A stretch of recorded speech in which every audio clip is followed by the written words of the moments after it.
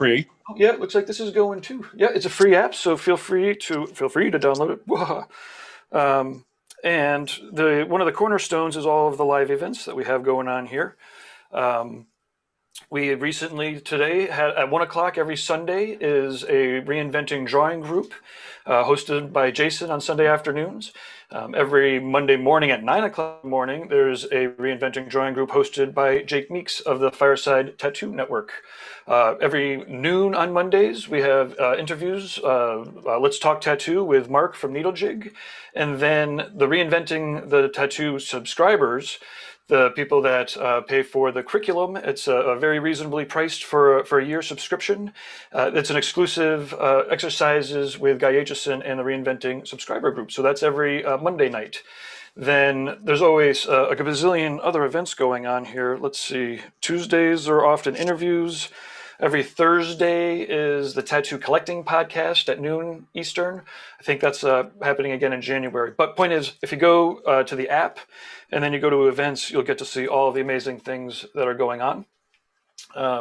Okay, short word about sponsors that are making this free for everybody, all the free programming. Inkjet Stencils. They have a printer system so that you print out your stencils right from the computer, and you peel it off. You can see the videos and some demonstrations inside of either the mobile app or go to inkjetstencils.com.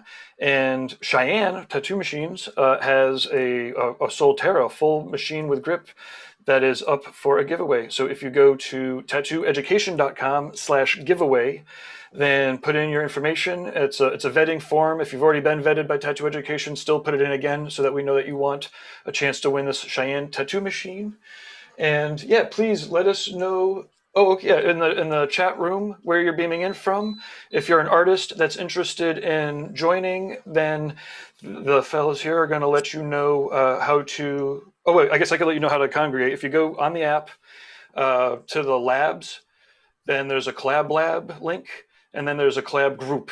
And if you post up there that you're interested in joining a drawing group, that's where we'll try to make sure everyone can get together.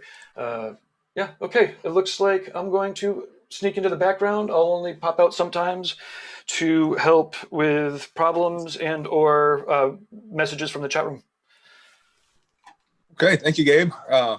Everyone, welcome to tonight's first Global Biomech meeting party.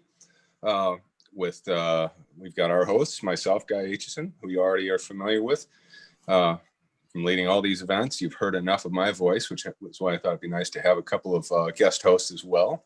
Mr. Markus Lenhard, who you're also most likely familiar with, from Germany, who's doing some unbelievable stuff. I'm a gigantic fan of Marcus's work. Makes me wish I had a naked arm, but I've already had 4 sleeves.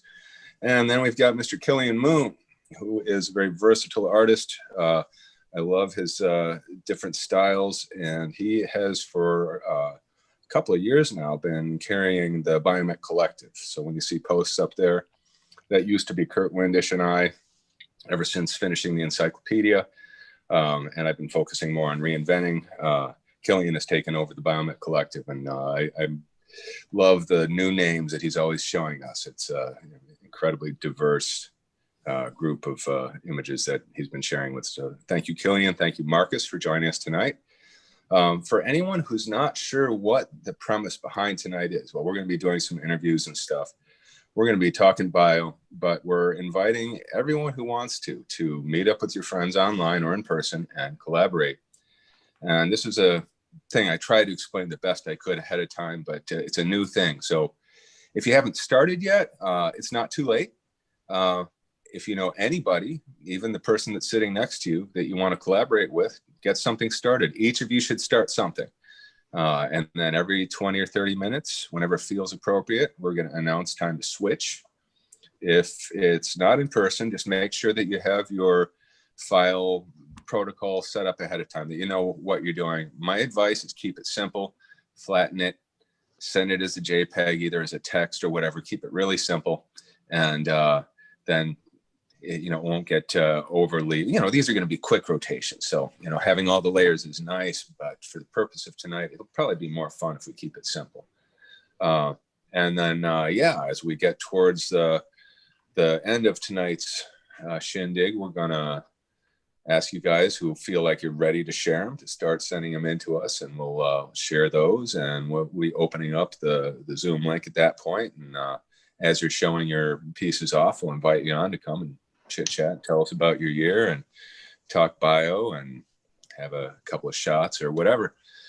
We've got a couple of planned guests, but mostly we're just going to be inviting you guys on as it seems to come together. But in 20 minutes, we're going to be joined by Mr. Adrian Dominic, who also, among people who are familiar with bio, needs no introduction.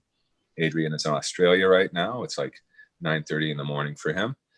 And his art is very unique. He and Markus collaborated on the door in our studio, did a really killer painting on it. They've got some very different but compatible approaches to mech.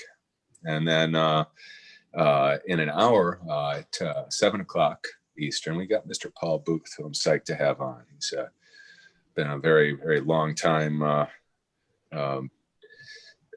peer of mine who I've always admired, and curious to see what he has to say for the night. Anyway, who wants to go first? We have no real agenda here other than kind of making sure that we get everybody going, get everybody started. So this is kind of an idea of replacing the Flickr gallery that Markus, of course, you remember that. The Flickr gallery that we created when we first started the encyclopedia project. That was a way that a whole bunch of us were sharing projects, and what we were doing there was a little bit more open. We would just post something and anybody could pick it up, but they would have to say, hey, I'm working on this now. So nobody else would.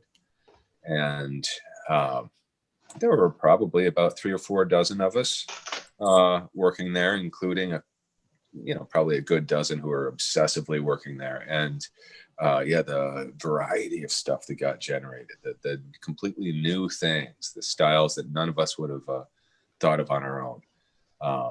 Those were really a surprise. And I found myself opening up Flickr first thing in the morning, instead of opening up my social media, because it was more interesting. So this is a way of doing this in a more live kind of way. We can all chat with each other in real time. We can hear each other's voices, see each other's faces, look at each other's projects as we're working, pass them back and forth. So we'll figure out the protocols and the best way of going about it, the best system for it. Right now, we're kind of making it up as we go along. The purpose of this party is so we can all connect, make art together, and talk bio. So real quick, we've got in the chat room, let's see, Casey Ball is here, Kyle B, Matt Jackson Tattoos. Did I say Chris Hall? Chris Hall, Black Bubble, Chris Morant, Tofi, Daniel Gould, Lewis Trash, and Euro Tattoo Rob Shaw. Bruno is in chat room, so is Ring Rental Tester. Trevor Goodwin is in the house from Toronto, and I haven't even gotten to the Facebook streams yet, but I guess I would look. I have the Dropbox that's open, so there is a link in the Collab Lab folder on the app, and if people click on it, then they could request access, and then everyone can kind of get access to that folder. That's ideal if you want to actually pass layered files, and that takes a little longer to send files, but if you and your co-collaborators have a good connection, it shouldn't be a big deal. And for anybody that just wants to keep it simple, you can flatten them and send them as text or email. But if you've got bigger files, that's what we've got the Dropbox set up for. So I guess I want to start out by just talking to Markus and Killian here, and just asking both of these guys about how you discovered or came upon bio, or the idea of abstract art. And I know for many of us it was encountering Giger, and seeing Alien, and that's often the answer. But I just want to hear in your own words why you're attracted to it, and what is beautiful about it, and why you're doing it. Oh, I go Killian? first. Yeah, me. Boring answer. Yeah, Giger. But I think that's an answer that I've tried to reformulate many times over the years, because as you do this for longer and longer, and as you get older with it, and as you get better at it, you kind of start to get new insights and why this is attractive, and why this kind of still is not boring, even after doing this for almost 18 years now. It's I don't know. It definitely started out like watching the Alien movie back in the day when I was 9. I was a little bit too young, probably, to watch that movie, and from there on, I just started to draw that stuff, and try to familiarize myself with, what it even means, But I think that's like I said, that's a little bit of a boring answer. I think the more interesting answer is, and what I like about Biomech, is that it's very amorphous. So even if you have a Biomech piece that has a certain meaning to you on your body, you can redefine the meaning of it throughout the years as you go along. And that's what I've always liked about it. It's abstract, and it kind of grows with you. The meaning of it, or the absence of meaning to it, can grow with you. And that's always what I loved about it. And that's kind of the same with me and my love for the subject. It's kind of been a really good companion in my life so far, and what I get out of it and what I can do with it. And I've been redefining what that means. I've been doing like very mechanical bio for a while, until that kind of got old, and then I started to be more into the organic side of it, and that has enabled me to find that stuff in nature a lot more, like enabled me to, or like gave me good reason to go out on hikes, and like I can remember when Killian was out at my place back in the day, and I would take him and go into the forest and like look for reference material and do all that kind of stuff. And then I think a couple of years later, when Killian got really into bio, I saw his posts and going out into the forest and looking for reference himself and getting a lot more outdoorsy. And that has been really nice. And it's really become a kind of a lifestyle since then for me to just get out, find my own reference material, be more in touch with my surroundings, and look at things differently. And now that has become the way, pretty much. And I think before, when I got into bio, it was just kind of cool, and I didn't really define it. I just liked looking at it, and I like that it is kind of open to interpretation, and how challenging it is for people to look at it and not really know what they're looking at, and all that kind of stuff. And these are all subjects that we could possibly go into in more depth throughout the night. I think those are all really exciting things to talk about when it comes to bio. But when it comes to origin stories, it's the boring one, seeing the Alien movie, like finding out about Giger and then just diving into that and being just amazed that that there's something that I can find beautiful without knowing what it really is that I'm looking at. Yeah. So really what you're saying is you learn to see the world differently because of this genre of art. Yeah, indeed. Yeah, it was a little bit more like you have a little bit more of an open mind of what things can be, Nice. Killian, let's hear your answer to the same. All right. So I think like I didn't see bio the first time for Giger. I don't think so. I don't think I even like saw Alien until I was like very much older, like late teens. So I didn't encounter it there. I think I first got into it because of tattooing. Like, because like you guys been tattooing for a little longer than I have. Like I'm on year 13. I've been in shops for like 15 years.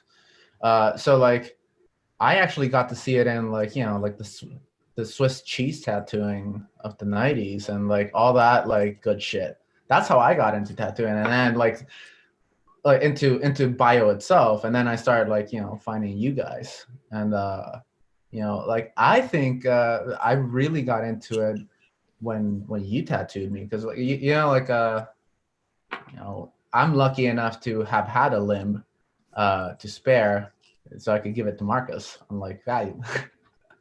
Maybe we should finish that one day. What? Maybe we should finish it one day. I know. Yeah, well, we got to get back on your arm too. I mean, truth be told. Oh, Yeah. calling out. Oh yeah, I know. How it goes. Enough Oh, years. you know, Corona and everything and all that. Yeah. But you know, the excuses will one day run out. Mhm.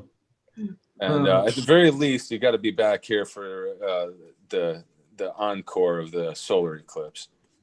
Yes. Ooh, that'll be fun. So yeah, actually, before I lose that thought, I wanted to tell you that we've been getting the telescope out again now that Kai is at that age, and I think we're going to actually end up upgrading because, you know, we could just see the barest hint of Saturn's rings, and she's like, "I want to see more." I'm like, all right, honey, we'll Nice. do it. Do it. Like, Yep. you know, get in touch with me if you need any pointers on telescope equipment and stuff. But yeah, I can definitely point you the right direction with that shit, because the next time I'm coming out, if you don't have a telescope, I'm going to be really pissed off. All right. Well, It's got to be worth it. yes. Fair enough. Okay. Just FYI, I've been sketching something. Oh, same. Okay. I know Markus has just been talking, but hey, it's after midnight there, so I'm happy about that. I'm just to have him on board, but I'm gonna go ahead and you know how it goes. I like it. I'm I like gonna send this one to Markus, and I know it's 5:22, right? I know it's I said 20 to 30 minute rotations, but you know how it is with the first rotation. You spend too long on it, and you know, it's hard for the next person. So, all right, I'm going to go ahead and save this. Lots of excitement over the eclipse. Brad Wooten and Adrian Dominic both talking about how it was crazy and incredible. Yeah, it was awesome. It was a good time. Yeah, it was really like nothing you've ever seen, and we're just so fortunate that it came right here, and it's coming by again right here. It's actually like a big wobble that it's crossing in two different directions in the same point over a 7-year period. Really incredible celestial movements that we're seeing in action here. So, Markus, I'm just going to email this to you. Yeah. I'm gonna put mine in trying to put it in the collab group on Dropbox. If you Well, I don't have access to that right now because I'm going to need to find a password and stuff. So I think the three of us, we should just swap them around via email. right. For now, unless I get a break later and I run and grab the device where I have the password. You don't have to Dropbox set up, right? Not here right now, but okay. Are you hoping to keep layered files or do you not care? Don't care. Okay, I don't care. I'm just using a JPEG too. Yeah, I'm making something that's 10 by 10 at 300 DPI. Which email of mine do you have? Let me look. Oh, 1 second.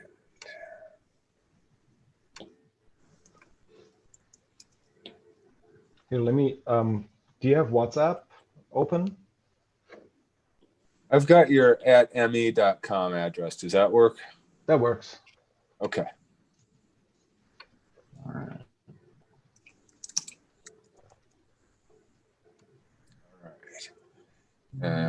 This is super loose. And yeah, I've already kind of turned my camera around so people can't see my unshaven face anymore. So I'm pointing it at my screen here. All right. All right, Guy, I'm sending you a file right now as well. Just Nice. like All right. time. So anyway, yeah, we have a couple different ways we can do this. If you do have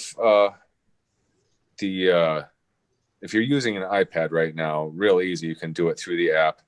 And, you know, it displays small on the iPad screen, but you still can have access to the menus with the,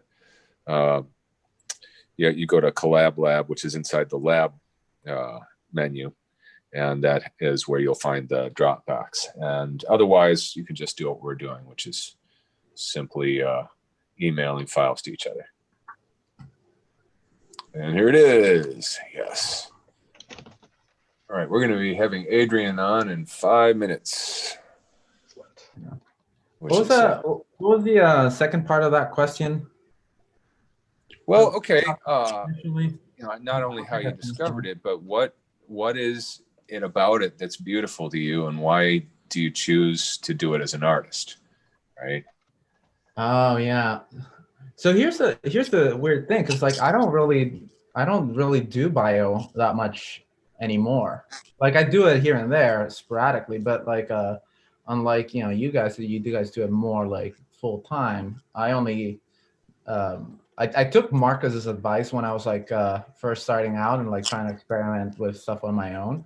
And then he said that if I like bio, then I should be happy not necessarily doing it all the time. That was like a great way to experience it. Yeah. And I followed that advice, and like, I like it. I think it's allowed me to view the world, like diving deep into biomech and now diving out of it a little bit, like not necessarily having like the clientele to always be doing that, or like the drive to always be doing bio. I think it's like taught me how to appreciate like textural aspects of nature that I didn't really understand, or like textural aspects of everything, I think the connection with nature that Marcus was talking about is definitely a big influence in everything. Just like going out for walks as well, just like trying to see little patterns and things, like finding photography or other mediums to like try to explore those patterns. Like I think it's really changed like the way that I approach art in general. And when I do get to do bio, like I do find it to be very freeing, because like it's more about the journey of like trying to figure out what this thing is. Like, like I think especially like like the collaborations that you and I have done, Guy, they've always just kind of been like, well, let's try something out, let's try this thing out, let's put a little rock here, a little object here, and then I was like, what, that doesn't really work, let's try something else. Like I think like it's made me a more versatile artist because of it, because it allows me to try out more paths, like when I'm trying to figure out an object, to conceptualize the piece and everything. I think like bio really helps for that. I don't know, man. Yeah, that's definitely a good way of seeing it. Like, because you always get to see things in an abstract kind of way. Yeah. Yeah, you're not trying to see it as like, oh, this is a mushroom, it has to be a mushroom, but there's like gills and there's a cap and there's certain textures on it. Yeah. And what can I do with those textures? What can I turn that into? Like, how does nature code for this? I think a good way of letting myself know that I'm doing a good job whenever I'm designing a piece is I'm always trying to say like, oh, this has a DNA.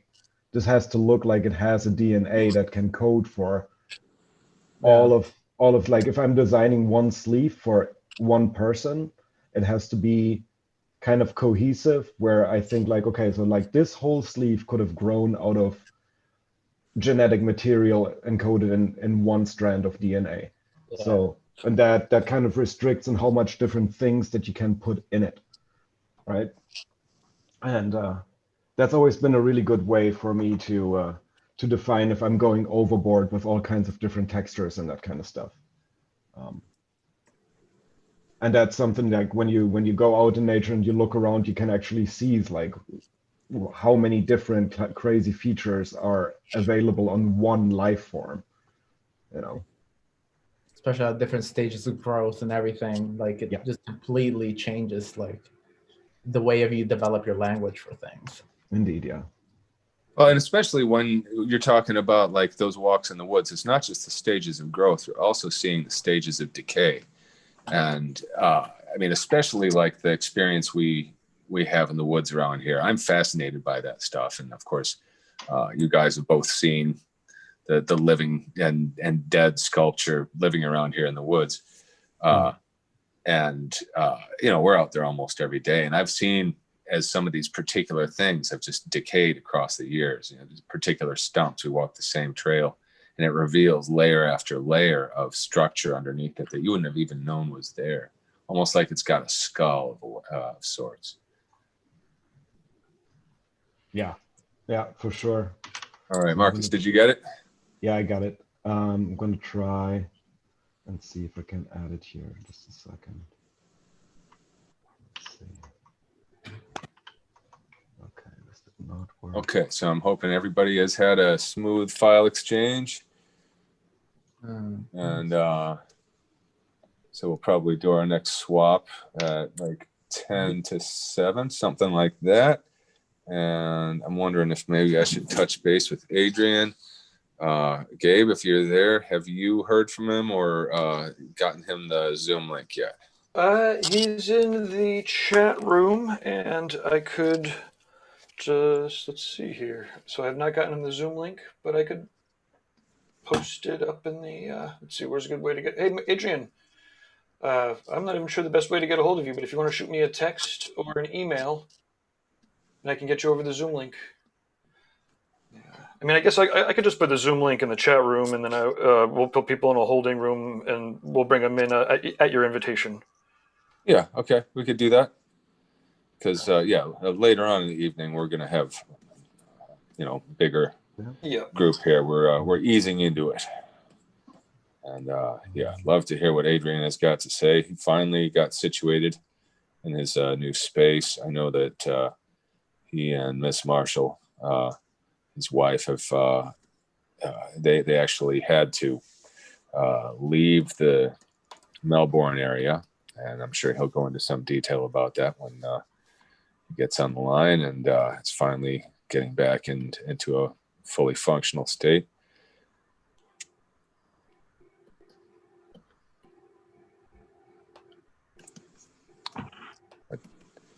Yeah, it's I don't know how many of you are shut down right now. It's interesting right now here in the American Midwest.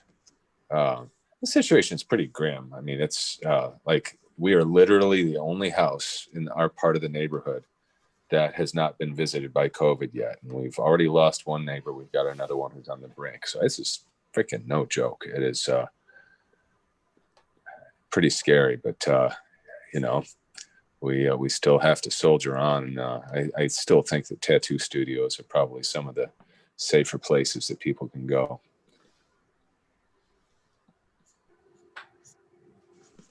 It sucks to hear, man.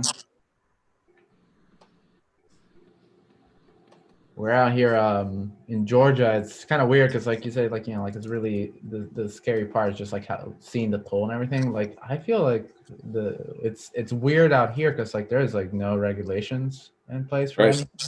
So people are out clubbing and everything, and it's like fine. right. It's hard to look at. I'm like, are you guys not all right? Okay.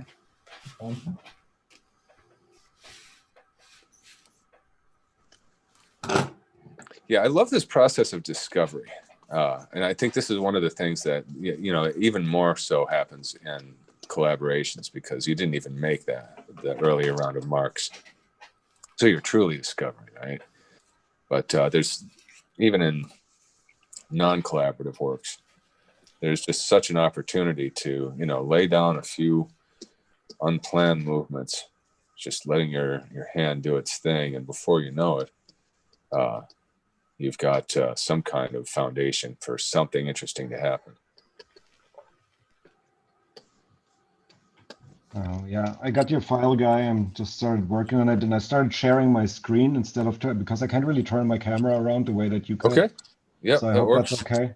That works great. Yeah, we can still see you in the corner, and yeah, it's All right. awesome. All right. So yeah, this thing must be Heinz, related Heinz, to it. I'm sorry. Go ahead. oh, sorry, I was going to say, Heinz Grainard says collaborations are so good. I learned a lot with collabs. He's pretty sick. There's a bunch of great artists in the chat room here. A lot of people are joining too. Sorry, I didn't mean to. No, it's great news, though. I'm psyched that we've got such a good group already. Isn't Heinz and you, Marcus, running Biomech reference? Yeah, that's right. How's that going? Like I love seeing those posts. Well, he started to run collab the Biomech reference profile, and then at some point I jumped in, and because I've been taking a lot of reference shots as well, and I've been kind of quiet lately because I really haven't gotten out as much as usual, and when I've gotten out, I kind of just enjoyed it and without like taking a lot of pictures. But whenever I got something that is actually like worth painting on there, because his photos are so great, you know, he's got a really nice setup with a camera and everything. I'm just using my phone. So if I have something that is up to par, let's say, then I'm also posting it on there. And it's been really fun, you know. It's been growing little community of people who enjoy seeing that kind of stuff. And another really good site out there, I think, that I've been really frequenting is Wooden Waves, who's also Yes. Yeah. that's been going also on really for a good while. stuff. Yeah, But that's not a tattooer, right? Not sure.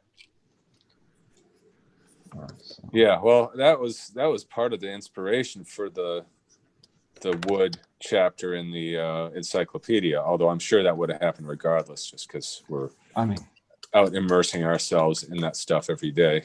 Yeah, there's just not really any way around it. Yeah, it's just you know what? That's one thing that I really enjoy about like learning about structures through this art form is that you kind of start realizing that there's some kind of like visual universal truth in the universe, you know, once you see that like, oh yeah, wood kind of looks like water just on a different time scale. And then it also looks like smoke or cloud, whatever it is, you know. Art form is that you kind of start realizing that there's some echo here. I got an echo too. Like, oh yeah, your sound quality has dropped out. And sorry, I think that was my fault. Oh, Hey man. Hey guys.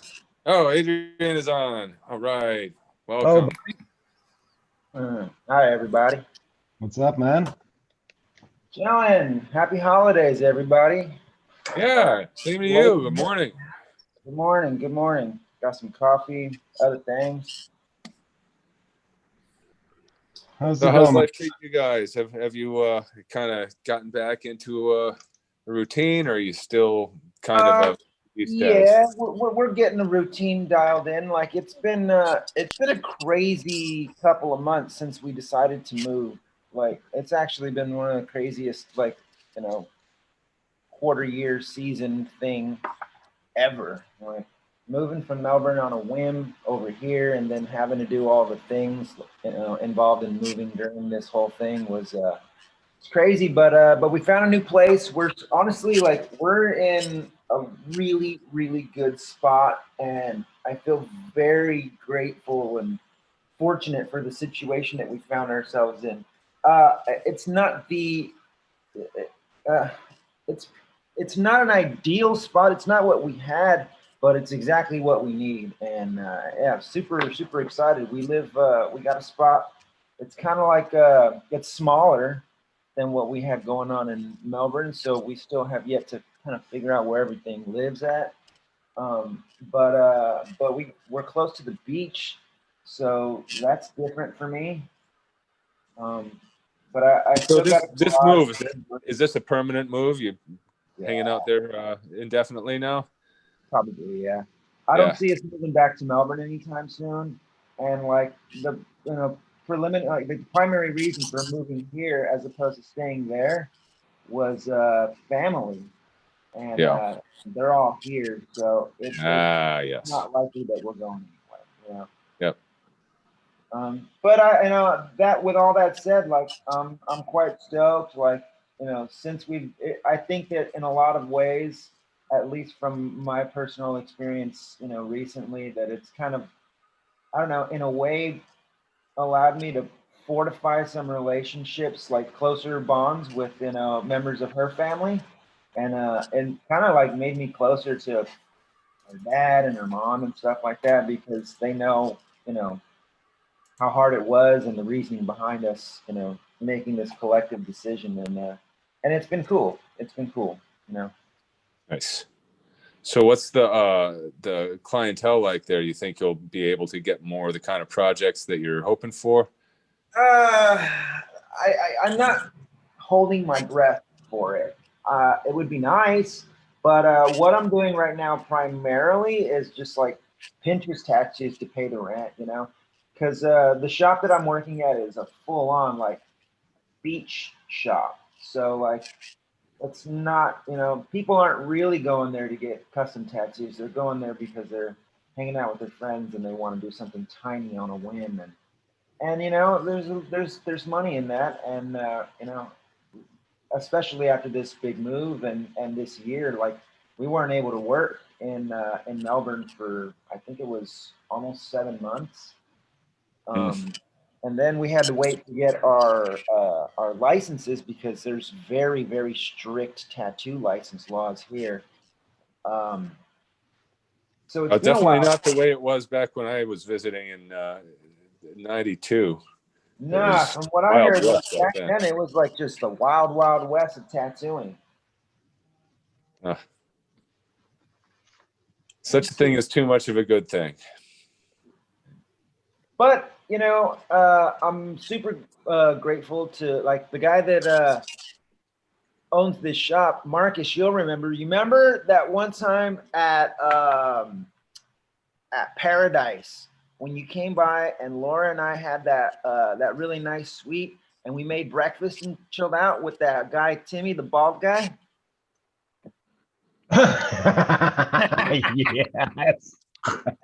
Yes. We're working at Timmy's shop. Yeah, that's great.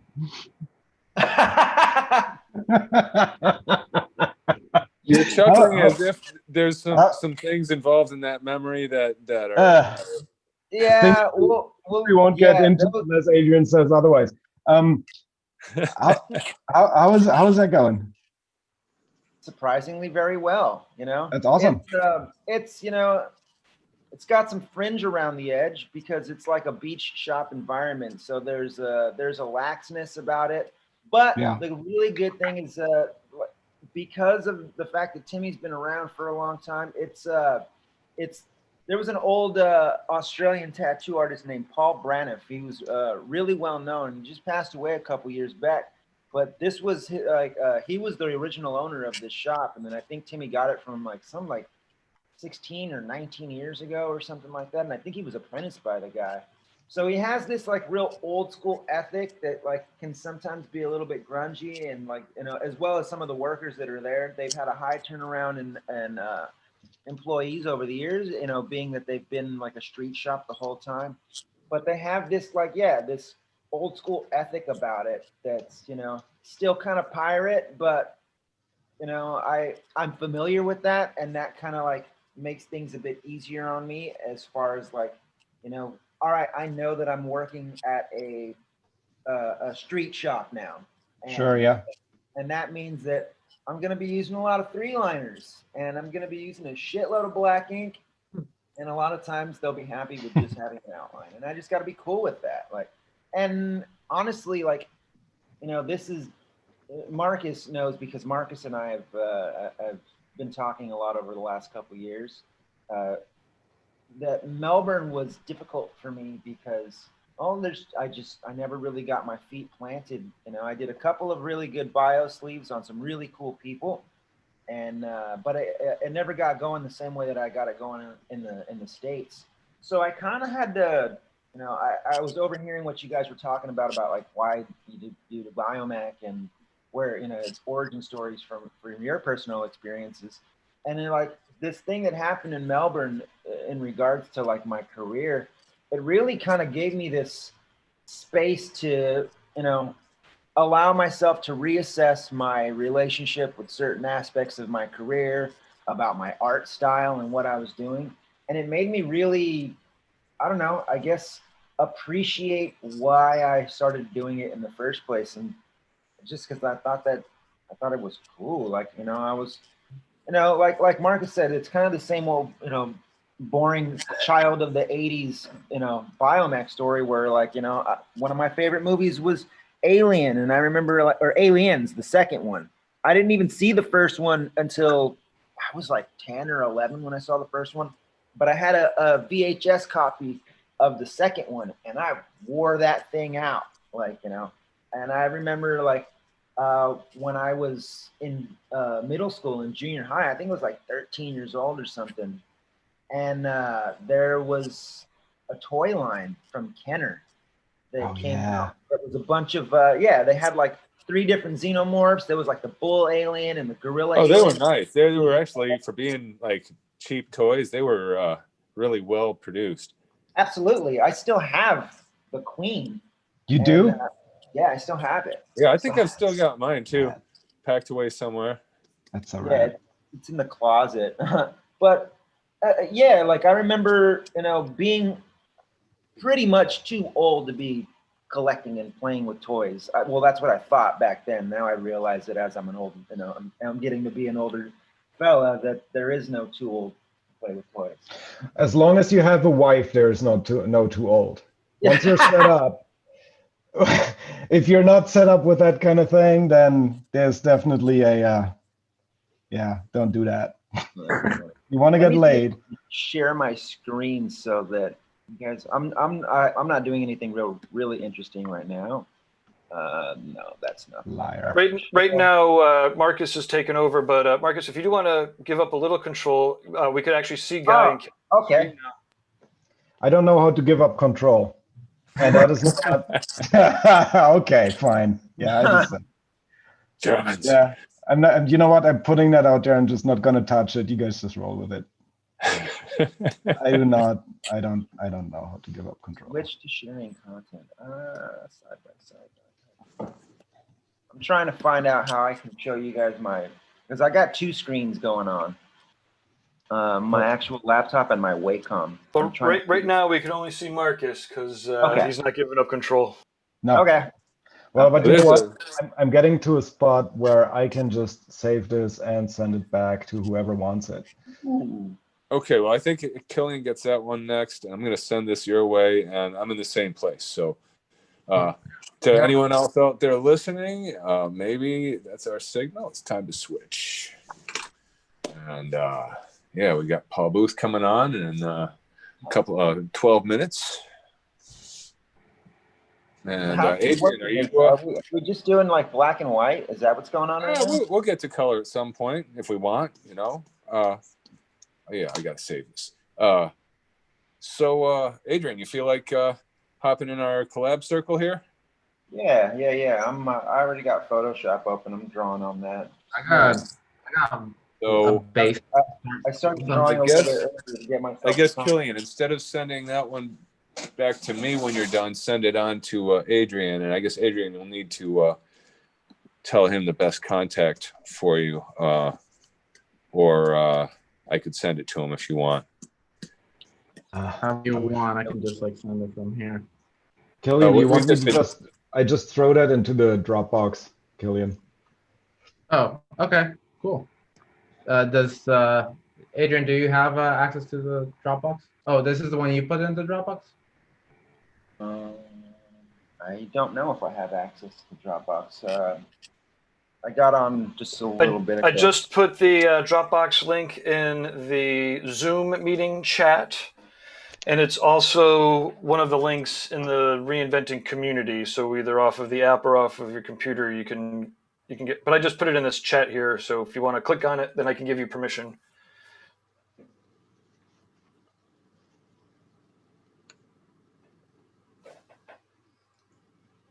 Look at that technology.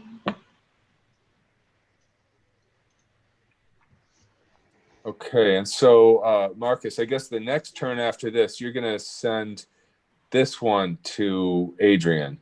So maybe the one you're working on right now should go to Adrian. I know the one you're working on right now, I started.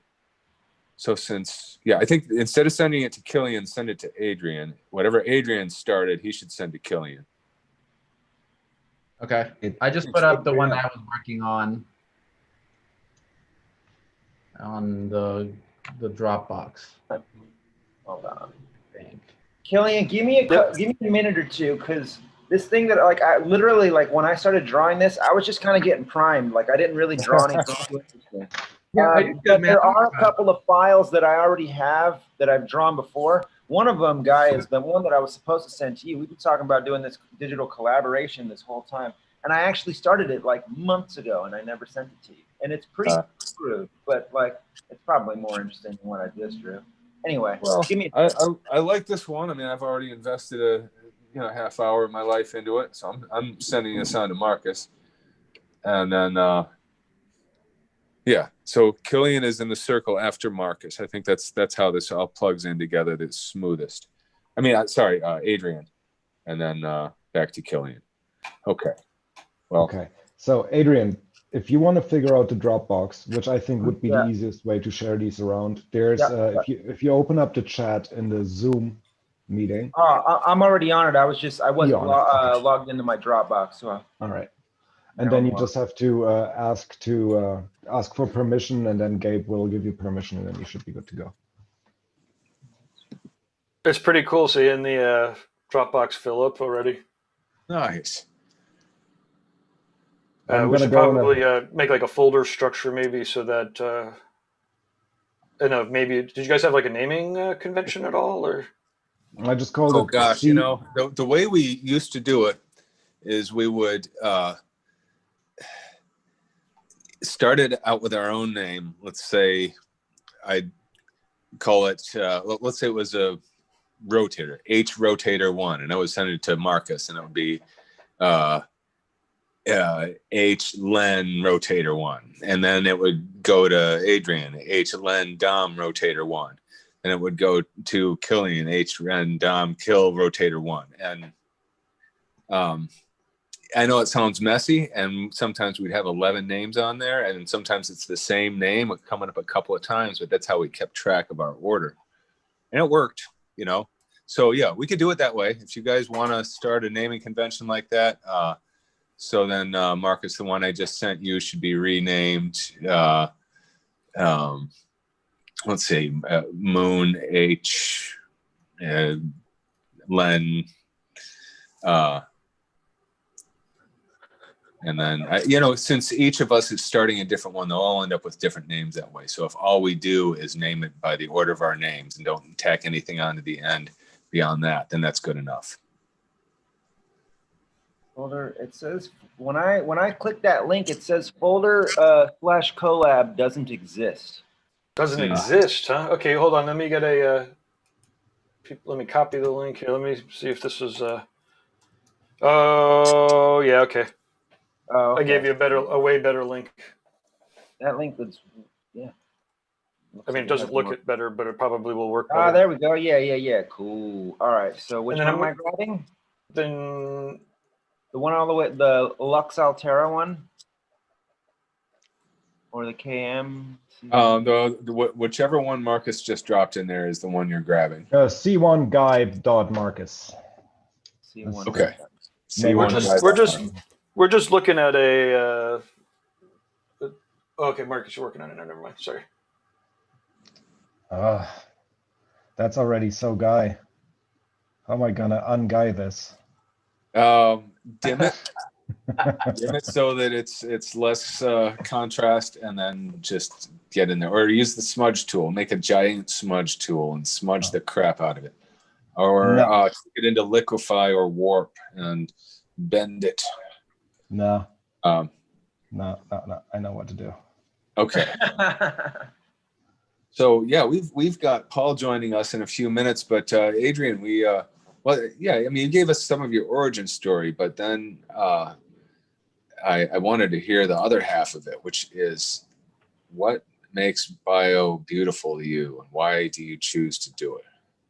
Ah, that's such a, I heard you guys talking about it earlier, and I was like, oh, it's such a good fucking question. Like, and I'm gonna get super hokey about it because, Oh, good. like, well, Marcus knows this because I'm a weirdo. I don't know. I guess I kind of got to give a little bit of a backstory in order to kind of make any real sense. But I was raised Catholic. I'm not Catholic anymore, but I was, my grandmother and I were really close, and she was really she was super into spirituality. She practiced her spirituality through dogma, but like that introduced me to these notions, and throughout my life, like I kind of carried that stuff. And sorry, I'm trying to find this this file real fast. I'm sorry to interrupt you, Killian. Were you sending me anything? I still don't have easy access to the Dropbox. Oh, yeah, I can just send you the one. I sent you an email to the Biomech. Okay, just now? I don't know, a while ago. Yeah, I got that. I've already worked on it and sent it to Marcus. I got another one for you. Okay, nice. All right, sorry, Adrian. That's all right. I think I got the file here. So can you guys see this on screen? I can see. Let's see. That's the one that Marcus was working on last. Yeah. Oh yeah, Yeah. Okay. You can't see my screen. I was just making sure you guys could see my Photoshop screen. So anyway, yeah. So I grew up in with spirituality and stuff being important. And as I got older, I explored that through different means, through music. I used to go to a lot of raves, and I really enjoy like avant-garde, outer edge music where it's just people being weird and creative, and sometimes it sucks, but I don't know. Yeah, I kind of got into a lot of music like that when I was in high school, and through some of my experiences with psychedelics combined with some of that music, I kind of like was, I don't know, it felt like I was pulling something from memory and stuff. And it was probably all the stuff that I was enjoying when I was a kid that I was pulling it from. And so like, I don't know, after a while, biomech kind of like became this visual symbolism for like, I don't know, like spiritual armor, or like this, this protective like encrustation that like, I think about it like, crabs or yeah, crustaceans where they have like soft material under them that's protected by this outer exoskeletal thing. The same notion, but like from like this psychedelic spiritual perspective, like, I keep saying like, but it's kind of hard to describe, but I don't know, in relation to, the question earlier, as far as like, why do I do it? It's kind of like I get to explore that spiritual relationship through this weird visual narrative. It's like this language that, we don't actually like have the means to speak, but somehow we're communicating with some weird source. Like, especially like living near the ocean now, I had this experience once where when I was living in Santa Cruz, where I had felt like the sounds of the crashing waves against the rocks, because each wave was a slightly different shape based on like, everybody knows how water crashes into the side of Earth, and I had this idea that it was like this language. The sound of water crashing was this language that the Earth was, speaking vocally, but none of us had the technology or the means to like understand that. Biomech is kind of like that. It's kind of like the language of water or something. I don't know. like I said, I told you I was going to get weird and hokey with it, but No, that's great. I'm asking you to talk about abstract stuff, which yeah, is for sure. just like by definition a tricky task. Absolutely. So yeah, I thought you did just fine. I think there's almost no way to not be poetic about it, because if you're doing, I think I'm absolutely convinced that if you're doing biomech right, you're doing some kind of visual poetry. And if you really want to talk about it with any amount of passion, then it's going to sound really cheesy and poetic. And I kind of came to terms with that. And it's like talking about psychedelics. There's some ineffable part of it where you can only really like talk about it in a way where you feel like understood with people that have also experienced it, or are like on the in with that kind of stuff, and then that kind of becomes all right, and then everybody else is just going to think you're super duper weird. Oh yeah, I've come to terms with the fact that everybody else is gonna just think that I'm super duper weird. Like it's commonplace at this point. Like whatever. That's whatever.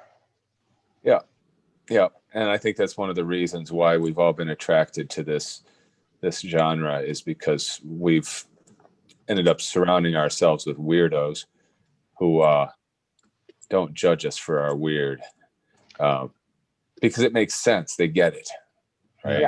Yeah. I mean, They're even all within brand new. tattooing, we're kind of outliers with biomech. I feel like more and more so now than ever, actually.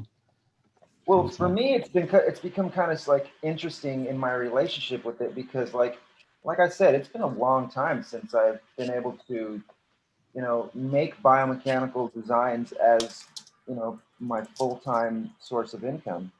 And Yeah. at this point, it's almost like it never happens. I recently did a small piece on this guy's shin, and I have another guy that's talking about coming up from New South Wales to get some work done. And we've been talking about this project for a little bit, so I'm excited to get started. But in general, like, I'm not doing a lot of it for money. So anytime I draw this stuff, it's simply because I want to see it. And that's super interesting, because without the, how can I put it? The influence of monetary return, it changes what I draw. Like, honestly, like, a lot of you guys may or may not know that I kind of come from a graffiti background, and I've kind of stopped really painting graffiti in its true sense. Like, I don't go out and paint like illegally or anything like that. But I do enjoy painting letters, and I have a wall set up really soon in the future here. In fact, I was going to work on that today, but I'm hanging out with y'all instead. I've been finding myself applying all of the things that I know about biomech and biomech design, and how I would apply that to the human form, and applying that stuff to my walls, and it's noticeable, because I have friends that are still heavily involved in graffiti, because I'm just not like that. I'm just not. I have no idea really what's going on with that whole subculture, but I still contribute with my pictures every so often. And from what I'm told, it's very, unique, I guess.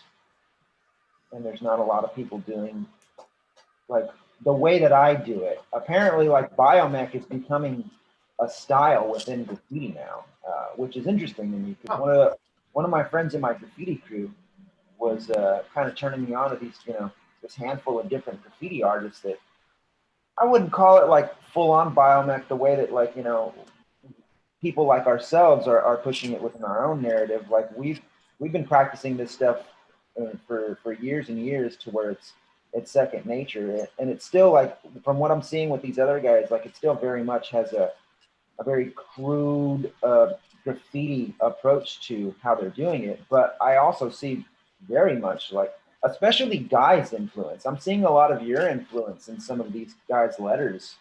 I'd be curious to see that. Pictures. Yeah.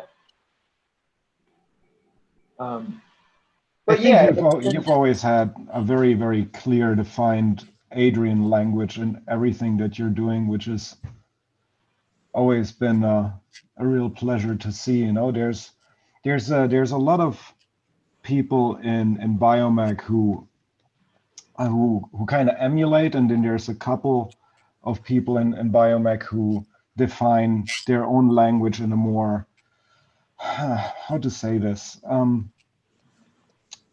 well, in a more personal way, I suppose, or just coming from out of left field sometimes, from some kind of like corner that you would have a hard time understanding. It's like, how the hell did that happen? Like, how did he come up with this? And I think that, Adrian, you have always been one of the people that has brought something to the table that is really fresh and different.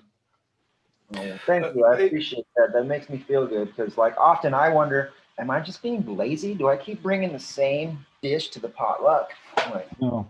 You know what? I like see the potato salad. As long as know it's what? your potato salad, dude. As long as it's your potato salad that I'm not getting tired of, I'm happy if you keep bringing that potato salad. Hey, sorry to interrupt, but whoever is sharing their screen, if you could stop. Paul Booth just got onto the call. Nice. All right. Hey, Welcome, hey, Paul. guys. Hey. Good evening. How's it going, man? Oh, it's going good. You know, I mean, Thanks as for the good as can invite. be. It's been you know, I think everyone had a really novel year, and some it was really horrible, and some it was just different. And I can't speak for anyone else. I had a fairly decent year. You know what I mean? It had lots of challenges, but on the whole, I know that compared to some people, I can't complain. And I've had You made the right moves, man. You went for man on the mountain rather than big city hotshot shit shop. You know, Yeah. those are it's us guys that are suffering. But I'm kind of switching over to the same mentality. I want to get a place in the country and just have my studio and do my thing. And, you know, my clients, a lot of them fly in anyway, so it's cheaper for them if I'm not in the city, actually. Yeah.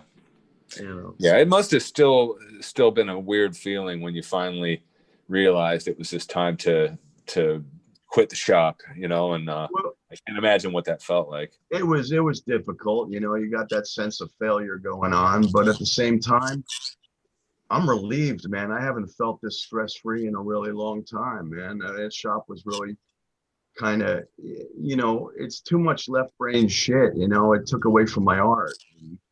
I knew that, so I felt kind of cornered, you know. So COVID, honestly, as much as it was like I had no choice, but at the same time, it's like an opportunity to get out, you know. Will I open again? Who knows? But I'll tell you that I'm loving this private studio thing, man. I got no stress. I'm enjoying tattooing more than ever, and you know, I'm finally starting to paint again and shit. So. Great. It's been a blessing for me too in that respect. Financially, yeah, you know, I've eaten through some savings, but you know, when you got the amount of rent I had, that happens pretty easily. Yeah. Oh man, I imagine everyone in New York, it was like that. It was kind of like, oh yeah, dude, real easy to imagine. Like, okay, I can survive exactly 2.5 months, and then something's gonna give. Yeah. And they lock you down again, and nothing you can do, you know. But you know, it's the nature of things, man. Everything has its ups and downs. I'm learning in this experience that sometimes when a door shuts, another one does actually open. So I got new plans I'm looking forward to. And anyway, not to be all about me, but that's the. Well, I mean, that's why we got you on here for. But you know, I mean, the thing that kind of is our salvation through all of this is just the fact that we have our tattooing, and I found, even, you know, I mean, you and I are the same age. We've been in this game a long time, and I'm not even remotely sick of tattooing. You know what I mean? I love my job as much as ever, and you know, I think partly it's you got to make the right choices. You got to make sure that you send the right signals to your clientele, and I know people have got caught in the loop of doing a lot of work they didn't really care to do just because it was what people were asking them for, and they didn't know how to say no. Right. That's always been the case, though. If you make the right choices, you know, even though it's still work, even though it's still like, I mean, you're freaking working a full day, you know, but it's, you wouldn't have any other way. And so even though not a lot of us can afford like a nice retirement plan or anything like that, at least we aren't stuck doing something we hate. Yeah, tell me about it. I agree.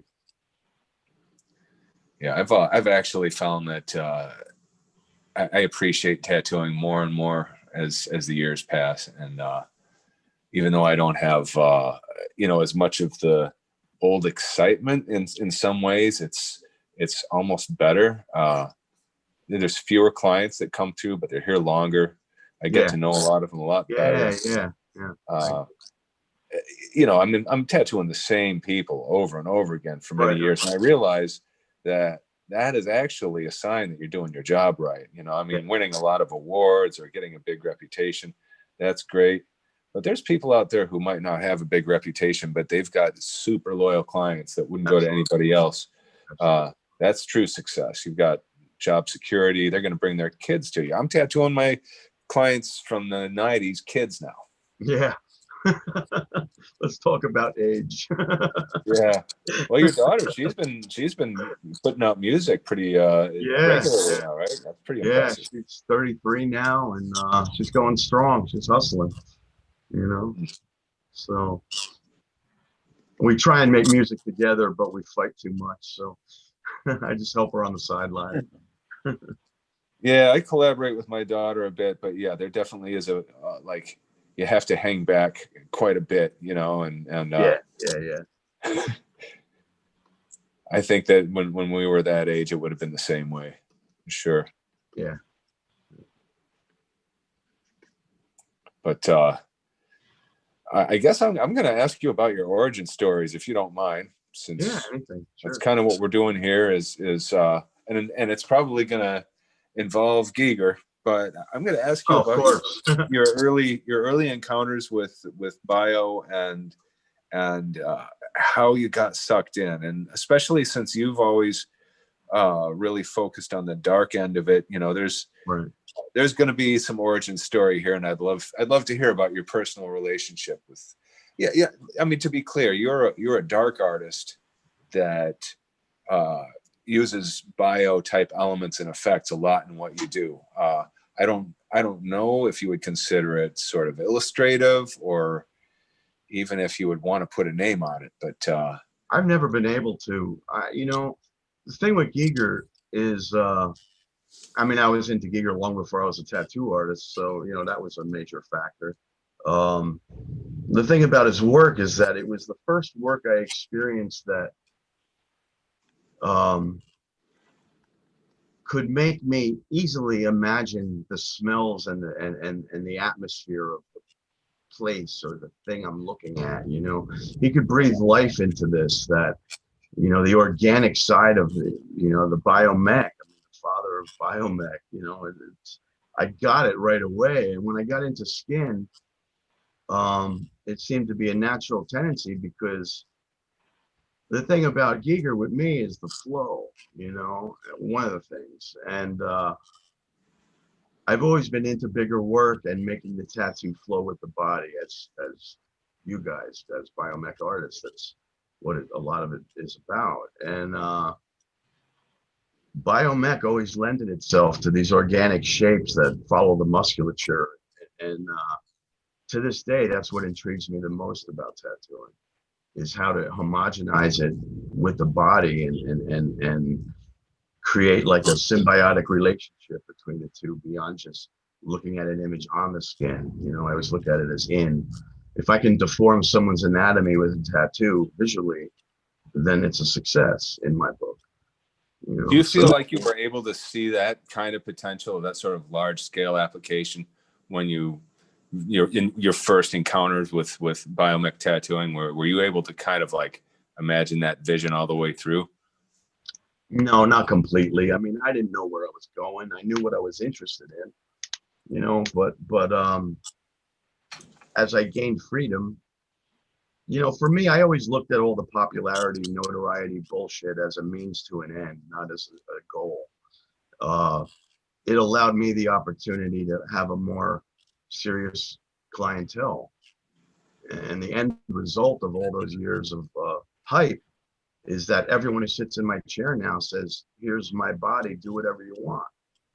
And that's a lot of responsibility. So I pick their brains and find out something we can mutually collaborate on conceptually. And, but then it's full artistic freedom. That was my goal. And it's still what it's all about for me. I feel so grateful that I have that opportunity as an artist to not only do permanent art on humans, but like have the freedom to do it the way I envision it, and them trust me enough to let me, you know. So Well, that's that 30 some odd year investment, yeah, you know. Yeah, exactly. Right. Not to interrupt you, I just wanted to say, let's go ahead and do a switch. Those who are collaborating, I think it's about time that we move along. Yeah, you know, the large scale, the first time I ever saw large scale bio tattoos, it was I went to the national convention in Arlington, Texas. This was in 1989, and I knew that I was seeking out this guy Greg Culls there. I'd seen a picture of Greg Culls, and he had a bio sleeve. I was like, what the right? And I'd seen a picture of him in one of these national newsletters, and I thought, okay, I'm going to track that guy down, and I want to take a close look at that arm, and maybe I could trade work with him, right? And so I ended up meeting Greg, and we ended up trading work, and he had a whole bunch of different interesting twists on bio, although none of it is like what we're doing now. Is very stylized, but the sleeve that he had was done partly by Ed Hardy, partly by Philip Liu, partly by Bill Salmon. There might have been a couple others. Nobody that you'd think of as a bio artist, because they didn't exist back then, right? But it came together so beautifully. Just a really awesome sleeve, right? All black and gray.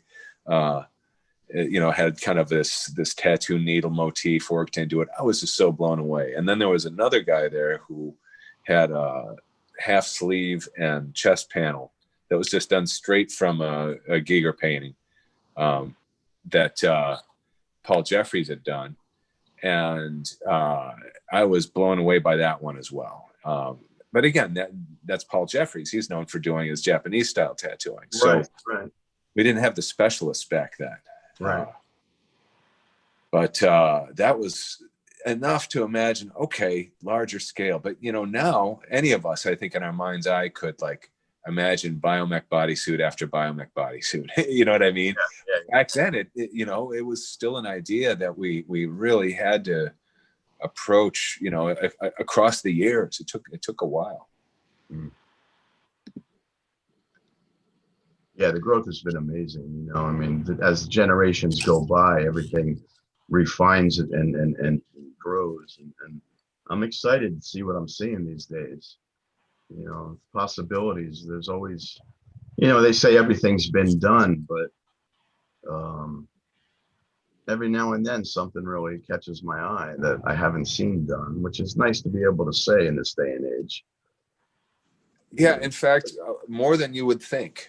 Yeah. You know, more than you would expect. It actually is sort of dizzying and sometimes almost a little intimidating, right? Because they're so goddamn good, right? And, new names, people that have been at it for a year or two. We've had a couple of people some of the critiques, and it's been tattooing what, a year? You're doing that? And you think about your own development and how your work looked after a year, but of course it's different now. And we have to remind ourselves that, and we also have to remember that we are among the people that made it easier. We're learning now. Yeah. That's a hell of a collection you've got on your wall. Oh, thanks. Yeah, it's a bunch of my skulls and knickknacks. You know, I had to build a new studio at a private location after I closed the shop, and so I took all my more precious things, and you know, have to have my environment to create in. So, but yeah, thanks. Those skulls, some of them, one of them's 850 years old, actually. Wow. Yeah.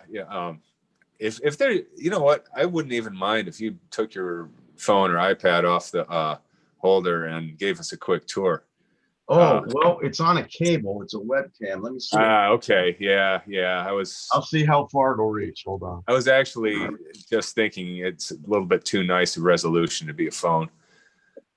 Let's see. Well, while we're trying So to my babies.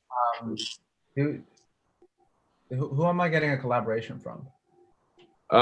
Let's see. You should be getting something from Adrian. Okay. Sorry, I was just I had to You ask guys. for permission to add to it. Yeah. I saw that. There's a little bit of No worries. Dropbox hesitation there. Now, whose painting is that? That's my last one. I don't know if I saw that one. Oh, it's got a glare on it. Yeah, I did this in lockdown. It's called Dawn of a New Age. It's obviously all about Corona. But I was in solitary confinement for 2 months straight. I didn't see another human being and painted this crazy thing. So, you know. just poured the hours into it. Yeah, you know, there's nothing else to do. I mean, sitting in the middle of New York City, just trying to keep myself occupied. Yeah. You know. Well, think about the people that didn't have art to turn to. Yeah, I know. They're going crazy now. Yeah. Yeah. Oh, One thing. Huh? Oh, go ahead. Oh, I was just saying, like, I have friends that, like musicians, you know, that are out of work because what are they going to do? They can't tour. But they're starting to, you know, a lot of my musician friends are starting to play around a little more with art, visual art, and that sort of thing, which is interesting because everyone's going stir crazy and looking for new avenues, you know. And where they don't exist, you have to create them. Yeah. No. Sorry, guys. I'm trying to drop and drag this file, and You having Dropbox stress?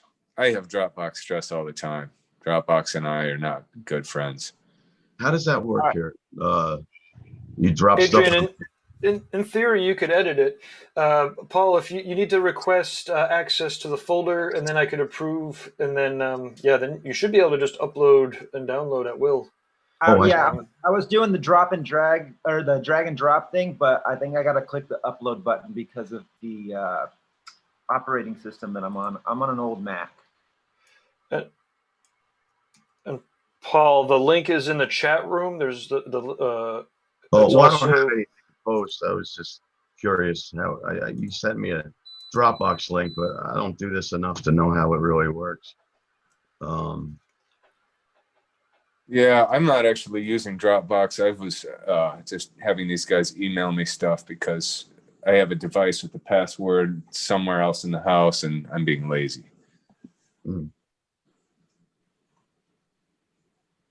I think this is gonna work. I'm going to share the. Can I smoke pot with you guys? Absolutely. This is the collab Dropbox right now. So if there's people in the app that are. Oh, I see. Okay. Oh, so everyone's just dropping their art in there to share, basically. Gotcha. So you're having to have your neck worked on? Oh, I'm so fucked physically, dude. My diabetes got away from me, and I ended up with somehow that caused herniated discs in my neck from nerve damage, and I have compressed nerves from my C4, C5 that I basically have a bad case of cervical stenosis, and there's nerves pinched so that this shoulder is paralyzed. Like, I only have about 25% capacity usage in it. I can still use my hand, but I can't raise my arm. So it's really hard to tattoo right now.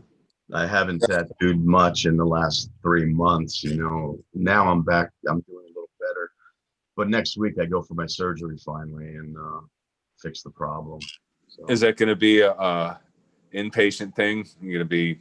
Nah, dude, they're cutting off my head, putting a metal plate in my neck, sewing it all back together in a day. And the next morning I'm out of the hospital. So freaking crazy these days. My mother cutting got off your her head hip replaced. She got her hip replaced last year, and she was walking an hour after she woke up. That's wild. Yeah, man. An hour after a full hip replacement. They have her walking up those little stair risers for therapy, physical therapy and shit. Yeah. Oh, Crazy that's what they can so do crazy. now. I mean, that's a hip implant, man. Yeah, yeah. This is the future. It's pretty Yeah. bizarre. Even though it's like everyday and mundane, it's still crazy, Yeah. especially to us old guys.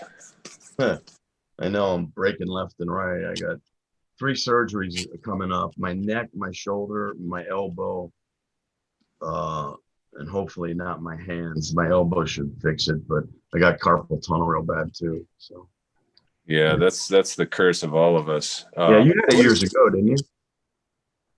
Yeah, you know, I kind of beat it back, but it's a lot of things. You know, first of all, just changing out my equipment every time the ergonomic technology gets better. I try to keep pace with it, right? So like now I'm mostly using pens, although I'm messing around with coil machines again for some of my lining because I still like them. But you know, let's say I'm doing a 6-hour session, I'll do 4 of that with a pen machine, and then I've always been real careful about my posture. But there's all this other stuff too. You know, dude, I'm the originator of the hunchback black t-shirt crew. Yeah. Anyway, go on. Yeah. Part of it is just, you know, when you hear your back complaining at you, you have to actually listen to it. And we tattooers are terrible about that. It's like, no, I'm just gonna tough it out. Yeah. I'm an old Let me pay later. Yeah. But I think that the other thing is just recognizing that we need to give our hand a break, because a lot of us just use our dominant hand for everything all the time. And so, you know, like I've learned to do a lot of my computer mousing lefty, and just things like, you know, you pick up the gallon jug with both hands instead of just one, you know, little things like that, but it all adds up. And, you know, I'd like to say, oh yeah, and just, you know, do an hour of yoga a day and all this other stuff, but I've never been able to really keep up with those kinds of things. You know, that's a tough one. But yeah, the sharing out the labor between both hands, that's a big one. And just listening. Yeah, you know, I almost cut my hand off a few years ago with a circular saw, and the reason that happened is because I listened to the douche. You know, because you got this douche voice in you. Yeah, part of me is like, hey, your hands aren't supposed to be inside those red lines. Right. And then the douche speaks up. And he's like, don't be a pussy. Just make the cut. Just go for it. Yeah. Right. Yeah. And yeah, that was the last time I listened to that guy. Yeah. Yeah. I hear you. Yeah, I'm being more careful these days too. Little day too late, but you know. Yeah, well, you know, I hate aging, but I don't think I would ever want to be my young self again. No, me neither, man. I've thought about that quite a bit myself, and I'd rather keep the wisdom I've gained than lose it for youth, you know. I like being old and smart. Yeah, I'm okay with it. Young and stupid isn't so attractive at this stage. Right. I mean, it's tough accepting that there's an end to it all at some point, but yeah, it would also be kind of scary if there wasn't in some ways. I got to remain at peace with myself forever. But, I'm hoping to have my brain in a cyborg before I die, but it's a race. Are you gonna do that? Are you gonna do that, Paul? In a fucking heartbeat, man. No, I would too. You know what I mean? Plug me into the cloud and I'll be the ghost in the machine, man. Sorry for sorry. Yeah, it's I'm all about tech, man. Yeah, I would be a little bit afraid of loss of autonomy. You know what I mean? It's like, you know, at least here, if you know, in the worst case scenario, I can run out into the woods and eat mushrooms and you know, whatever. Right. But yeah, once you're in there, you're in there. That's a little bit scary. But I don't know. I've read enough of those kinds of stories that it has enough of an appeal, you know. Yeah. Well, watching science fiction become science is exciting. I think in regards to tech, I think we're living in an awesome time with all the advances that are going on in so many different regions of science that, you know, it's almost mind-boggling. It's exponentially growing, you know. And I love to the point you know, where like Neuralink, you know, they Neuralink a pig, dude. You know, it's crazy. So what that means is, before you know it, imagine, let's just say you had ALS, and like I did album cover art for this guy Jason Becker many years ago, who's a guitar virtuoso. Cacophony was the name of the act he was in at the time, and he ended up with ALS, and he's still around. Many years later, he's like doing the full-on Stephen Hawking, where you know, he's still writing music, and he has to have others play it for him. But with something like Neuralink, you could just have a pair of arms that were robot arms that, you know, could be that responsive to where you could play something intricate like that.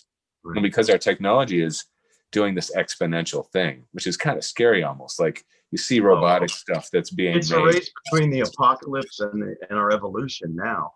Are we smart enough to handle what we're capable of? I don't think we are. I don't think we are. We're way too clever and not nearly smart enough. Right.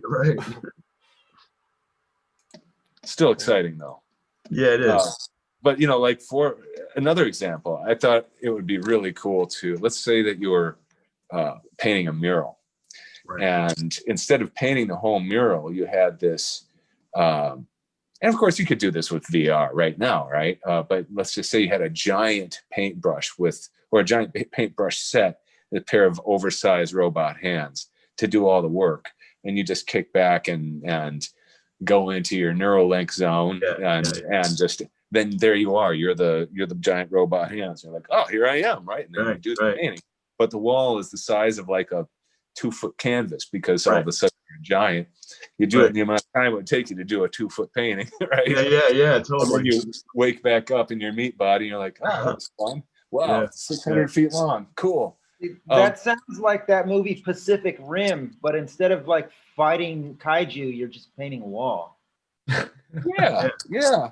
You know what? I ended up in this situation. But isn't a painting a wall pretty much the same thing anyway? As fighting a kaiju? Yeah. I mean, I got a low battery and I don't have a charger in here. So I trust you guys can keep the conversation rolling while I go and grab my charger. Yeah. So when I was your age. Yeah, it's going to be a crazy future, man. It's especially like with this Neuralink potential. Yeah. It's interesting to say the least. Scary in a lot of ways, but like you said, you know, that progress is going to happen kind of regardless. Whether or not we're able to, you know, we have the capacity to be able to handle what we're capable of remains to be seen. Right. Well, we're not emotionally mature enough. We're intelligent enough, but in the sense of creating these technologies, but putting it in the hands of these madmen, you know, is the downfall. I once heard a really interesting quote, and I don't know where I heard it, but it was going like, "We are no gods, but for the wisdom." I really kind of like that. Heard that once before, I think. That rings a bell. I don't know who said. Yeah. It does ring a bell. I don't know, man. It's like when it comes to technology, I kind of changed my tune on that just a little bit. Yeah. Just seeing, I was like, I have a daughter who's now turned 15, and seeing her grow up with, you know, like instant wisdom in her pocket all of the time, and like being connected to social media all of the time, and it kind of becoming social media is a poison for sure. You know, and that's the thing. It's like everything just kind of went so freaking fast in the last 12 to 15 years. Yeah. And I don't know if everybody signed up for it. I think nobody really signed up for it. And like with technology, trying to keep up with it. We're all too busy just trying to keep up. Yeah, and it even just for kind of business, you it's know. overwhelming, you know, I and mean, I it hate has social media, you know. I post because I have to, not because I'm yeah, really interested in posting, you know. I mean, yeah, it's cool to share your art and all, but you know, it has an impact. It has an impact on young people. It has an impact on kids yeah, and how we have our relationships, you know. And if you only have your, it's so easy to have your relationships all online and people becoming kind of disposable. I don't know, man. yeah, It's like having something like Neuralink, like even deepening that. I don't know how good it is for us to be mind reading, right. because that's kind of what we already are doing. You know, it's kind of like being on Twitter or Photoshop, but like being on Twitter or Facebook. It's kind of like you're reading everybody's minds. See, that's an interesting perspective from you because honestly, like I thought you would have been like full on Team Elon.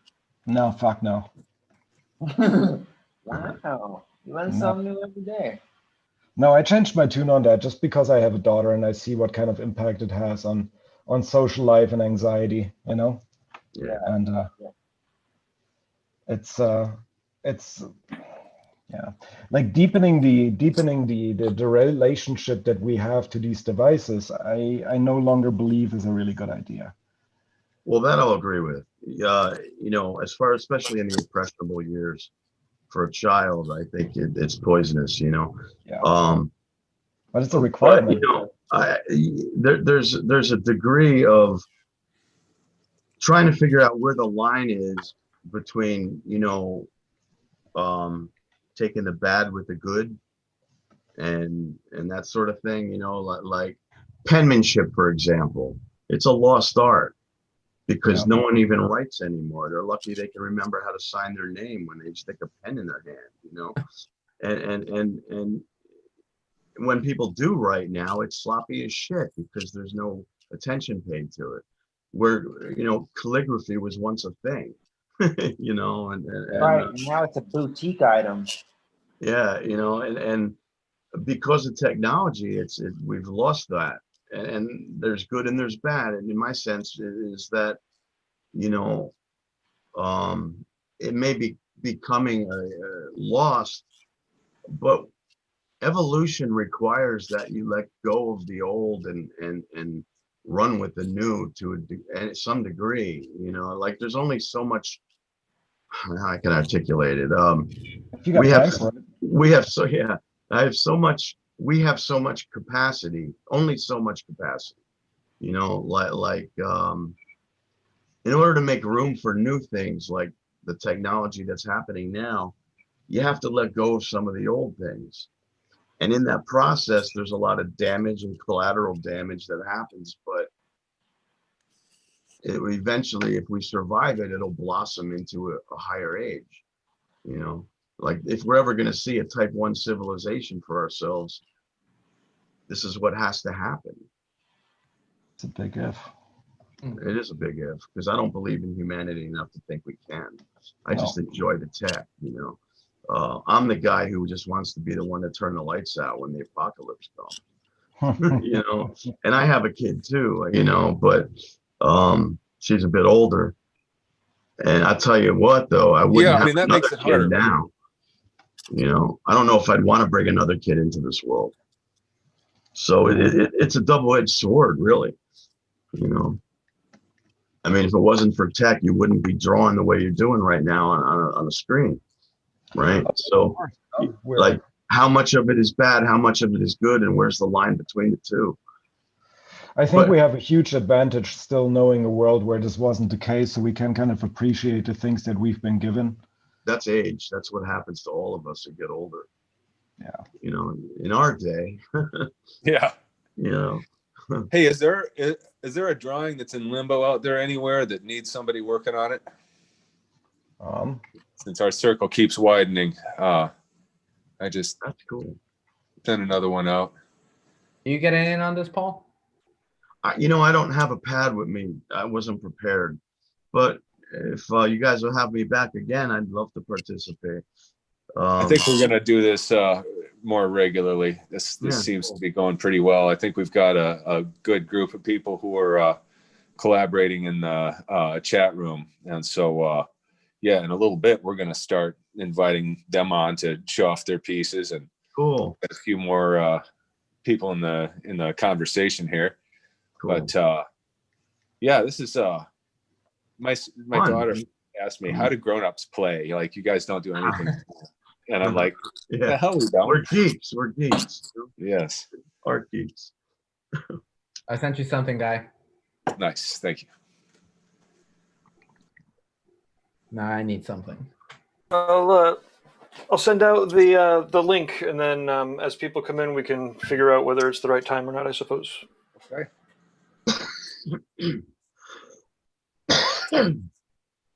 So yeah, I'd love to hear who's in the chat room right now and who's actively collaborating.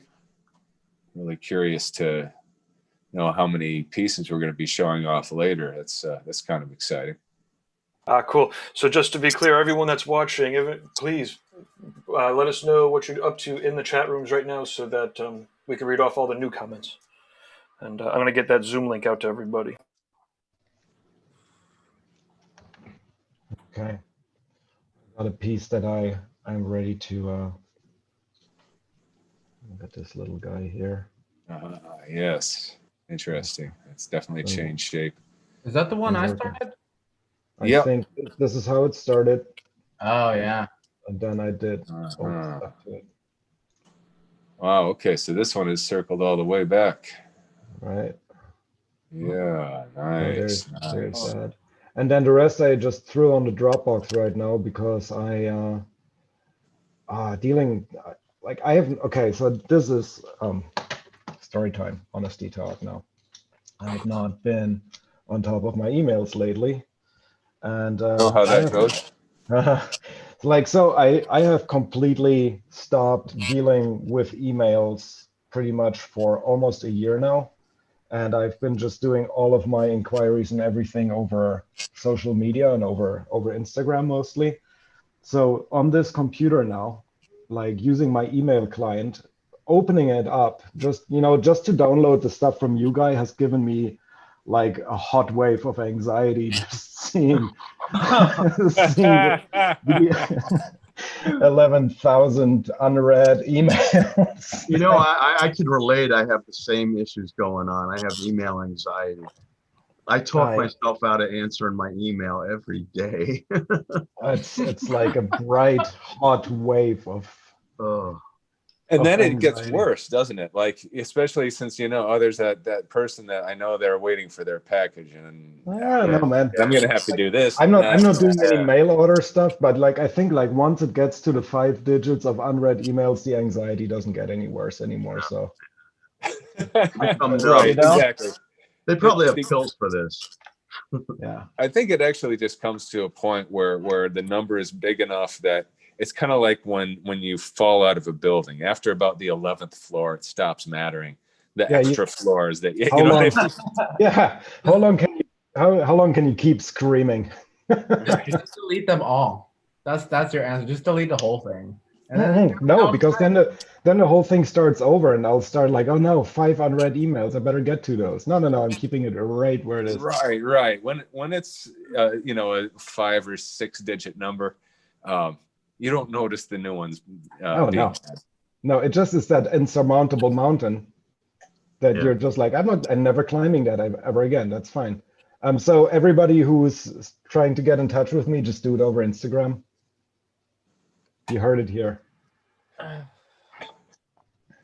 Okay, so speaking of chat rooms, I don't know if you're speaking of chat rooms, but you asked about chat rooms. So we've got Black Bubble, just drawing on my own, a mech design while listening to you guys. Tom Throw says, hi, everyone. It's an amazing experience to hear such a great group of artists. Really appreciate what you're doing here, the art sharing, philosophy, experience, all the background of creating process so free as bio stuff. Tofi says, what's this link? Tofi, that is the Zoom link to beam in, and you should definitely be beaming in, Tofi. Martin Silva says, hello, guys. Not collaborating, but about to start sketching on the iPad. Hey, Marvin. George is right above him. It says, I'm not collaborating, but just started a new painting. Well, we're happy to share the non-collaborations at the end of the night, too. I know it wasn't easy for everyone to find people to jam with. in the future, when we do this, we're going to try to have a little bit better established system for, you know, people to be able to hook up with collab groups. And, you know, even though we knew this thing was coming weeks ago, as always, it's like, oh shit, it's tomorrow. And we still hadn't like really gotten the message through to people. So we're going to be better about that in the future too. Cool. So let's see. Tofi's beaming in, and while his audio is connecting, I'll read off a couple more comments. We've got Fawn is here. She says she's still tattooing, but been listening all night. You know, even though we knew this thing was coming. Ty McEwen is not collaborating, but painting. Lewis Trash says he's just hanging out today. We're gonna be better. Sandy says she's here collaborating with Chris Hall and Casey Ball, having a blast. I'll read off a couple more comments. We've got Fawn is here. She says she's Tofi, you have the stream playing in the background, so we have some echo coming. Perfect. Nice. Cool. Let's see. Yeah, so there we go. There was a round of... Hi, guys. Hey, Tofi, welcome. Hey, man. Nice to be here. Thanks for the invitation. Paul, do you know Tofi? Have you guys met? Yeah, we met in Venice. Venice, yeah, okay. Yeah, yeah. I'm not sure where. I knew I met you, but I can't, you know, these shows. I just after the jumped first in with my talk, and I was not even in the schedule, right? Yeah. Right. Sneaked in. Yeah, that was an amazing time. Thank you guys being there. Markus as well. We met there. Yeah, that's right. Pleasure. It was a great time. You know, the Venetian gathering came up on my Facebook today, and Really? yeah, we should do that again someday. That was a lot of fun. It was a lot of fun. That was a Yeah. fun show, yeah. Definitely. I'm completely in. People are laughing as if they're remembering stuff that. Well, I mean, I basically shared an apartment with Marcus for the week, and that was an interesting experience. I might remember one or two things that I will not share. That shit was funny. That was a fun time. We hung out. That was like, it was cool because I remember Gabe kind of set it up in like, because the place where the event was held, there was a bunch of smaller rooms as opposed to like one big ballroom. So there was like sections where like there was kind of like biomech, you know, rendering kind of section, and there was like a Japanese section, and then like, Yeah. you know, it was really, really cool because I think it was me, Marcus, Nick Baxter, Ron Earhart, Steve Moore, and in this cool section, and we all like it was cool because like every little room had like its little powwow, like its little clan. It was a lot of fun. Yeah, that was cool. I enjoyed wandering around the place when I wasn't working. I think, Paul, that's the first time that I ever got to hang out with you a little bit, and haven't seen you since, but that was Right. really, that was a good day. Yeah, for yeah, sure. it was. I like shows that are, you know, like that are more intimate. You get to know people better. Those big shows, it's just too chaotic, you know. Yeah, I don't really do that anymore. I mean, Yeah. nobody's doing that anymore. No. But, Like, yeah, is that a thing anymore? if that Hard- goes hard to away imagine. forever, I mean, honestly, it's not going to be a huge problem for me. Me neither. That's What going to do you be think? just If one it's- small You don't really little- need shows anymore. Now it's all about just gathering with your friends more so than anything else. You don't need a show to build a name for yourself. You know, it's all social media now. Right, it's true. It's true. The commercial necessities of going to conventions are all long past. You know, it's like Toys R Us almost. You know, Yeah. you have to find a new relevance to even have an event. Personally, I think like micro conventions in the future. You know, I right before this all popped off in February, I went to Wellington in New Zealand, and I did this little micro convention that guy Hades McCullough. Oh yeah. Yeah, I went and hung out and stayed over at his place, and he did this really small. Well, I wouldn't even call it a convention so much. It was basically like set up. There was a spot that he knows of where they basically it's a brewery and a restaurant, and this brewery like on site like brews all kinds of beer, and it's this big warehouse and they just kind of roped off a section for us one night, and we basically had like 12 artists that were just tattooing Flash for the night, and it was just this like real kind of makeshift, very small convention that nobody had to pay to get into, and we all worked our asses off. We all made a bunch of money, and you know, it was very much not like a convention, but it was. And I think all of us were like, wow, that was way more successful than anybody thought that it was gonna be. Like, we were all just doing it because it was like, well, we want to all get together and hang out with our friends. Yeah. But we were all killing it. It was cool. I mean, granted, it was, you know, I wasn't selling any Biomech or anything like that, but yeah, I think that those kinds of events are going to happen more in the future, and people just getting together with their friends and doing smaller events. At least I hope so. Like, I think that's a cool direction to take things. Well, it could be that we're simply not permitted to do big events, period. And that's just going to be the way, whether we like it or not. So we might as well make it work and make the most of it. It's interesting because Gabe was talking about the idea of, you know, doing events within events. You know, if there is a big convention, to have like a reinventing room or something like that going on where, you know, you could have like the sort of like-minded people get together and have the drawing groups and that kind of thing. I definitely imagine beaming stuff like this on a really big screen. Right. So then this is the other thing, is then you're not limited to just people who can physically make it to the event, you know. Like Marcus, remember how you beamed into the New York convention last year. And that was cool. I mean, we were able, like, your head was roughly the size of the rest of our heads, you know what I mean? And it was like you were there in the room with us, and we were able to, you know, communicate, you know, very naturally. Oh yeah, that's right. I remember now. Yeah, that was really cool. You guys were painting? Yeah. And you were just showing us stuff and, you know, chit-chatting, and it was very casual, and you know, it was just like we were hanging out. Yeah. I always like it when it can be kept casual and there's not much of a format and we can just kind of chit chat, like just like the way that we're doing right now. Yeah. It's always my favorite. I've got a comment in here from Oliver Lunin, a tattooer from Germany who's been beaming in. He says, nice to see Paul. Many years ago, I joined the Art Fusion in, it says Myland. Myland? Not sure what that is. And we painted on a piece together.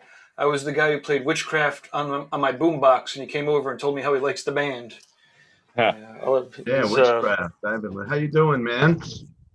I haven't listened to Witchcraft in a while. Thanks for reminding me. Cool. Yeah, that's one thing I miss is, you know, the get-togethers where, you know, you sit around and draw together, you know, Art Fusion or otherwise. But this is an interesting way to be able to do it now, you know. I don't know. You gain something, you lose something. Of course. The thing we've gained is we can do this anytime, and nobody has to buy a plane ticket, and anywhere on the planet, you know, and boom, we're kind of hanging out. I mean, we can't pass the dude, but you know, we can pass drawings around. We can kind of have the experience as much as we could have, but we can do it more frequently. We don't have to travel. We don't, you know what I mean? But you know, then the thing that we've lost is, for example, got a convention going on in New York, and then either before or after the show, you got people visiting the studio. Got some projects going on there. They're hanging out on your rooftop and checking out the skyline and having a beverage. And why am I even talking about that shit? Because it just makes me sad. I don't know if you guys remember, mostly Paul and Marcus, that we did this discussion panel in Venice about past and future of tattooing. Was that what Tony leave us? Actually, we didn't expect that it's gonna like that at this point. But yeah, honestly, that's the future, as you can see. That was kind of cool. I was trying to get you drunk while you were on the panel. Trying, but you didn't succeed apparently. I don't remember. I think I got ahead of him. And then all efforts just failed after that. Who knows? Always causing trouble. Always. I like trouble. You like to get people drunk. That's exactly right. It keeps things interesting. I do the same thing, but with acid. No, just kidding. That's a really good idea. Just dose the whole bar. There you go. Things are guaranteed. No, that's to get mean. That's bad. I shouldn't think that way. That never happened, surely. No. So we did bring in a couple other people into the Zoom call. We have at least one mic working. Grained? How do you... Welcome. Oh, Heinz Grand, right on. Yeah. Heinz Grained. Grained, okay. You welcome. just can call me Oliver. It's just my artist name. And then, of course, he's the person who runs the Biomech Reference Instagram, which I've been enjoying that a lot. Thank you. I shoot a lot of photos like that myself. Hey, And, Hein, it's nice to put a face with relate. the artwork. Yeah, it's kind of trippy to see everybody's faces. Hey, did any of you guys VR? Play with VR at all? VR, yes, I have a VR. Cool. My daughter just got a headset the other day, so we haven't had a chance to really get it up to speed yet. But I think it's gonna be happening, and we've already downloaded a bunch of like 3D paint apps and stuff like that. Oh, Medium is great. You have to try. Sorry, but you have to try the graffiti app. I think it's called King Spray. It's about €15, and you can really go wild on graffitis in the. Oh man, that sounds like something Adrian needs. I was gonna say I really want to try that. I've seen other people do it. One of my next big expenses that are planned is going to be an upgrade on my computer. I'm working on like a 12-year-old MacBook Pro right now. No, So- you couldn't run VR then. So Adrian, you know that you can get these very cheap, like $15 VR headsets that you actually put your phone in. It ain't the same, dude. Oh no, I Day know and it's not night. the same. Day I know and it's night. not the same. It's a dip to toe in. Now, many of you may be aware that I do not possess two functioning eyes. So the whole VR thing to me is of more academic interest than anything. Yeah. Well, it'll Does still any- affect your cerebral cortex. So, I mean, I'd be interested to see what you get from it, actually. Yeah. I mean, it would. I have to try some of these 3D apps. I'm just not going to be able to. You know, for example, Paul, when I paint, I have to You have position my. binoculars. Sorry, Oh, no sweat. it's that marijuana. Yeah, that devil's lettuce. Yeah. When I paint, I have to position the lamp in such a way that I can see the shadow of my brush. Otherwise, I have no idea when it's going to connect with the panel. Right? It's true, right? And you want to know something That's scary? amazing. I love They it. actually let me have a driver's license. But Oh yeah, driving with you is a lot of fun too. That's right. I remember. I'm actually fine with driving. Parking is another story. That's where it goes terribly wrong. I've Okay. actually had Think about audiences that when you're gather driving while trying to get the car out of a spot. Yeah, it's not good. I'm so glad that thought didn't occur to me at all while we were like you were driving me around when I was up. Yeah, well, I'm still accident free. Driving with Marcus can be an adventure too. So, Yes, yes, it is. I remember one time I gave him my car and he said, "Yeah, I want to try it." Okay. At that moment, I wasn't afraid, but 10 minutes later, I was. Right? You're exaggerating. That's I think Not that exaggerating. he Not must have just exaggerating. been putting on a show for you, because we've actually allowed Marcus to drive us long distances before, but maybe because there was a child in the car or something, he decided to hang back a little bit. I was Probably. I was It was being fun. It was fun, but I was being careful. yes, you always are. There's a huge difference between driving in Germany, where everybody's kind of used to these speeds, and driving in America, where I don't know what everybody's doing behind the wheel, you know? Everyone's got their own set of rules. That's Pretty much. different for everyone. The experience is like very Yeah. subjective.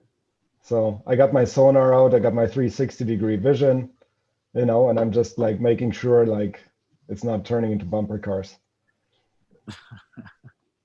I remember when I first visited you, Marcus, that I was under the, because I'm growing up an American, we only hear about the Autobahn on movies. So I thought it was a specific road, not that it was just like, that was just the German word for freeway or, highway. Yeah. So we went on you had just gotten that little Volkswagen too. You were so stoked on it. And I remember looking at the speedometer and we were at like 247 kilometers an hour. And I was like, bro, even like, that's a little bit excessive, And I was just like, if he dies, he dies. Like, this is the way. Dude, whatever, we were doing fine. We were doing fine. You didn't even notice. But like everybody else was going 160, 180, you don't well, that's even really... the thing. Yeah. It was in context with everybody else, but still, I was just like, holy shit, they're not fucking around out here. No. Again, sorry for cussing, Gabe. You can swear all you want to. Hey, Guy, we are just looking at your throat. Oh, well, golly. Thanks for reminding me. I was enjoying your chops. I know I've got a really great looking throat now that I'm 52 and everything's starting to hang, but that looks way better. I'll go back to this. Ryan England is in the Guy Aitchison Facebook. He says, Adrian Dominic, I run a MacBook Pro from 2012 and I had a hard drive fail. Found out that Fuji makes one that has higher speed than factory, revitalized my workhorse, and runs all my CAD programs flawlessly. Worth looking into. I normally wouldn't necessarily talk about geeky stuff like that, but I'm reading that from an old MacBook that I got a solid state hard drive for. And it does also surprisingly well with streaming. And, well, I guess it's my backup computer, but point being is, it's surprising how little the technology has advanced. So sometimes those old Macs can get a new hard drive that's fast and actually perform. Okay. I mean, I'm definitely not going to like get something and then just chuck this out. Like it's a good tool. It's just, honestly, I'm probably going to build a PC next, spend some good money and, make something, because I have ZBrush, but I've never had a rig that's made it capable of really doing what it needs to do. And because of that, I feel like I've kind of gotten really behind on what that particular program is capable of doing. Because years and years ago, I was experimenting with using ZBrush to build like tattoo designs, and I did a little bit of experimenting, and I was enjoying it. But yeah, it's just it wasn't something that I've really pursued, and I want to do that. I want to get back into doing some of my animation stuff, but streamlining that. And I think that with all of the different programs that are out there and with what I already have, it seems like building a nice gaming PC is probably going to be my best bet. So, hey, should we switch again? Yeah. All right. So I guess I'm sending this one to Marcus. Did you ever put yours up, Adrian? I thought that's the one that Marcus was working on right now. No, let's see. Or maybe it was Guy that's working on that one right now. Okay, so this one, Killian, have you worked on this one yet? Yeah, I sent that to you. Okay, you sent this one to me. Okay. Yeah. I think, all right. Adrian's supposed to give it his to me. Oh, so Adrian has not been on this one yet? Yeah, that was the one that I worked on last. Yeah, that one goes to Marcus again. Okay, so what are you working what I'm working on now, Killian? Yeah, I gotta get what you're working on now. Okay, I'll save that real fast. Sorry about that, guys. That's fine. I found like I was just like keeping busy with other stuff. Sorry, guys, I just stepped out for a second. Guy, I sent you a couple of things over the email. Okay, I'm sending you this one. All right. And we have Tony Urbanic just beamed in. Tony, can you turn your phone or whatever device you're on horizontal so the camera can get even more of you? I'm not that wide. Ah, there we go. Oh, Going on, guys. Hey, welcome. What's up, man? Hey. Yeah, the first time I heard Tony Urbanic's name was way back when we made the scratch art book, which Wow. I was just looking at that. Serenity Hole, that was the piece. I even remember the title. Yeah, you remember that. Yeah. Killian, do you want me to email that to you? Yeah, it would be nice. All right, cool. Or you can upload it to like the Dropbox, whichever. Okay, I can do that. So Tony, you collaborating with anyone right now, or just working solo, or what do you got going on? I've just been working solo. I could probably shoot something over if anybody wants to dig into it. Yeah, I guess that's the question, is if there's anyone out there that's wanting to collab, it's not too late.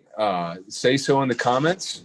And there's a few listeners here who are just kind of doing their thing right now. They might want to hop on a collab. We'll be at least going for another hour or two. Yeah, I have a bunch of stuff I could shoot over. Let me see.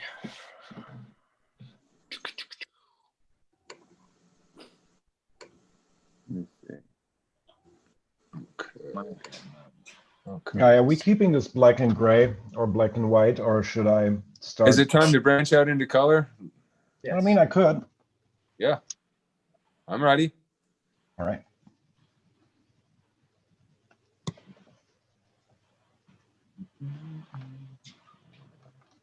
We also have Matt Jackson is beamed in there. It's been awesome by keeping his thing muted, but maybe they want to unmute and introduce themselves. Yeah, I'm just getting a look where this is been taking shape. I always love this process when you're passing something around and it comes back. It's like, oh, wow. Yeah, totally. I agree. Yeah, That's the man. best part. This one's wild. I guess I'm going to start color on this one too. So, yeah, sometimes I find the easiest way to do color is to just duplicate the layer a few times and then take each layer and tint it something different, and then use the eraser. Yeah, I do the same thing. Yeah. Yeah. And when I'm in Photoshop, that's how I tint shit. Same way. What I like to do, Very good way to do it. I like to go in Photoshop, create a new layer, and turn that layer into an overlay in the blending modes. And then I just paint all my colors in the overlay layer and go from there. And that kind of works out really well too. Cool. Yeah, I've never tried that. I'll do that right now. Okay, so I create a new layer that's just an empty one. Yes, exactly. And then you go in the layer menu, you have the little drop down on top of the layers that is the blending mode. It says normal. And you turn that to overlay. Okay. And then what? Just take a paintbrush, choose a color. Yep, and then you go to town in that layer, and you'll see. All right. Hey, Guy, I just worked on that file that you're working on right now. But when I got it is what you're working on right now. I added a ton of stuff to that. Oh, okay. All right. Well, then let me go back to. Not to say don't work on that, but just No, I don't want to do that. I definitely don't want to do that. Okay. What's this one? Okay. All right. There's this one. Is this the most current version of this one? I think so. That's the one I think I worked on last, what you're showing right now. Okay. All right. So this is not advanced beyond this at all. Okay.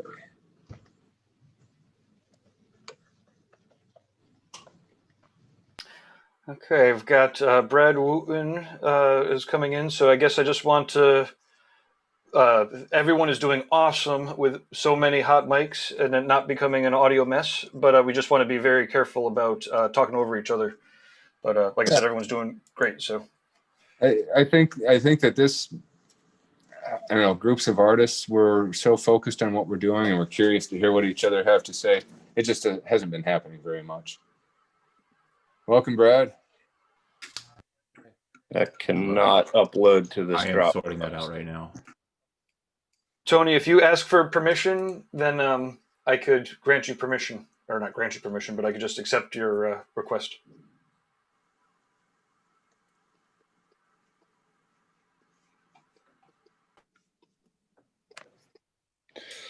Yeah, guy, if you're painting into an overlay layer, it kind of feels almost like you're glazing. That's kind of why I like it.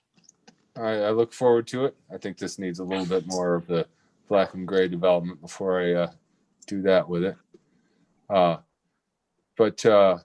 Yeah, the other day, Brad did a demonstration of his new Tattoo Smart tools that he made for Russ, and it was just nuts. This is 22nd century art tools.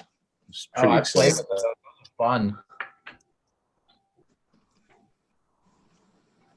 Thanks, guys. Yeah, Can you all hear me all right? Yeah, I can hear you just all right, fine. Cool. Just checking. I'm still trying to make my way through the Dropbox. Yeah, that's what I'm trying to do as well. Be right back, you guys. The Dropbox link is in the chat room. I could put it out there again, but basically, if you ask for, you just need to get access to it, and if you ask for permission, then I could click the buttons. I have a Dropbox account and it wants me to sign in first. Well, definitely don't fight it. All right, working on it. My lighting is so bad in this room. Are we all doing color? If we want. I'm a fan of black and gray myself. Anybody wants to get down? Shocker. That's a shocker. Yeah, this one here, I'm not ready for color yet, regardless. Yeah, I think doing some of each is cool. Explore it all. Here we are. But it's funny. Every time this subject comes up, I feel like I need to say to the world, hit me up for some black and gray, people. Oh yeah, 100%. Same here. I love doing the color work, but I would be really happy if 1/3 of my tattooing were black and gray. That would be a perfect ratio. Why is that? Well, right now it's like Here we go. 5%. I mean, even if half, a third to half, I'd be happy with that. Just so I got some of each. Yeah, I would love to be able to just like turn my brain off a little bit more while I'm working, and I think that black and gray kind of enables me to do that a little bit, and I work a little bit more from intuition, especially with the more organic stuff. And it's so much, you see results so much faster too. Yeah, I mean, there definitely is this immediate gratification thing that can happen. I think that I'm still overthinking it a little bit to where I don't know if it's necessarily easier for me, although it is faster. But I still feel like I have to, I can't be in total autopilot mode yet. Where, the color schemes I use for bio are, I don't want to say I'm at an autopilot state with that, but it's definitely so familiar to me. And I go about my projects in a very similar way when it comes to color. A lot of the time, 80% of the time, that it's almost become my black and gray in a way, sort of muted, warm, cool thing that I've been doing. Which one of these is open right now? This is where it starts getting confusing. Which is the most current version? Yeah. Yeah, I don't You know could if we- probably sort by date would be my guess. If you view it by list and then, oh, sorry, I don't know exactly what it, who knows? You could just grab whichever and just make a variant. Unless you guys want to keep the order going. So once upon a time, Paul was actually expressing some interest in messing around with color, but not like bright candy colors necessarily. And so I got this smart ass idea and got a bunch of empty ink bottles and put blank labels on them. And I made a little coffin carrying case and everything. And I went around the convention. And, you know, this is back when it was very family-like. You know, there's so many people before that. I mean, they were family, you know, and I could go around and say, hey, man, we're making a set of colors for Paul. Come up with something you think would be a color he would actually use, you know, make it disgusting or whatever, and come up with a fun name for it and label it. And, yeah, Sunday night. I still have them, man. I still have them dry as a bone. Dry as a bone, but I still have them. Creepy crawly flesh and all kinds of crazy names. That was so awesome, man. Hatchet wound red. That's the coolest thing ever. I'm actually getting back into doing some color soon. I got a couple pieces planned out I want to do in color, so let's see what happens. Pretty rusty. I mean, you use a little bit of color in your paintings, you know, so it's not like it's an alien thought process to you. Right. But tattooing in black and gray, you know, especially once you've gotten to that point, like where you're at, where you've got very, like, you know how it's going to heal, you know how to get full value range to stay put. You know, entering color is just like adding a whole new set of variables to the mix again. Yeah. I tend to wash color in tint areas over grays as opposed to major saturation of, like, you know, solid, like normal color work. You know, I'll keep some skin tones in the piece, you know, and wash the color in like black and gray. But I'm going for a more unsaturated color. I'm not into the bright colors at all. I want to do more like a Renaissance painting, you know, earthy tones and that sort of thing. Well, you know, back to that idea of glazing, you know, it's exactly what that's like. Exactly. Yeah. Yeah.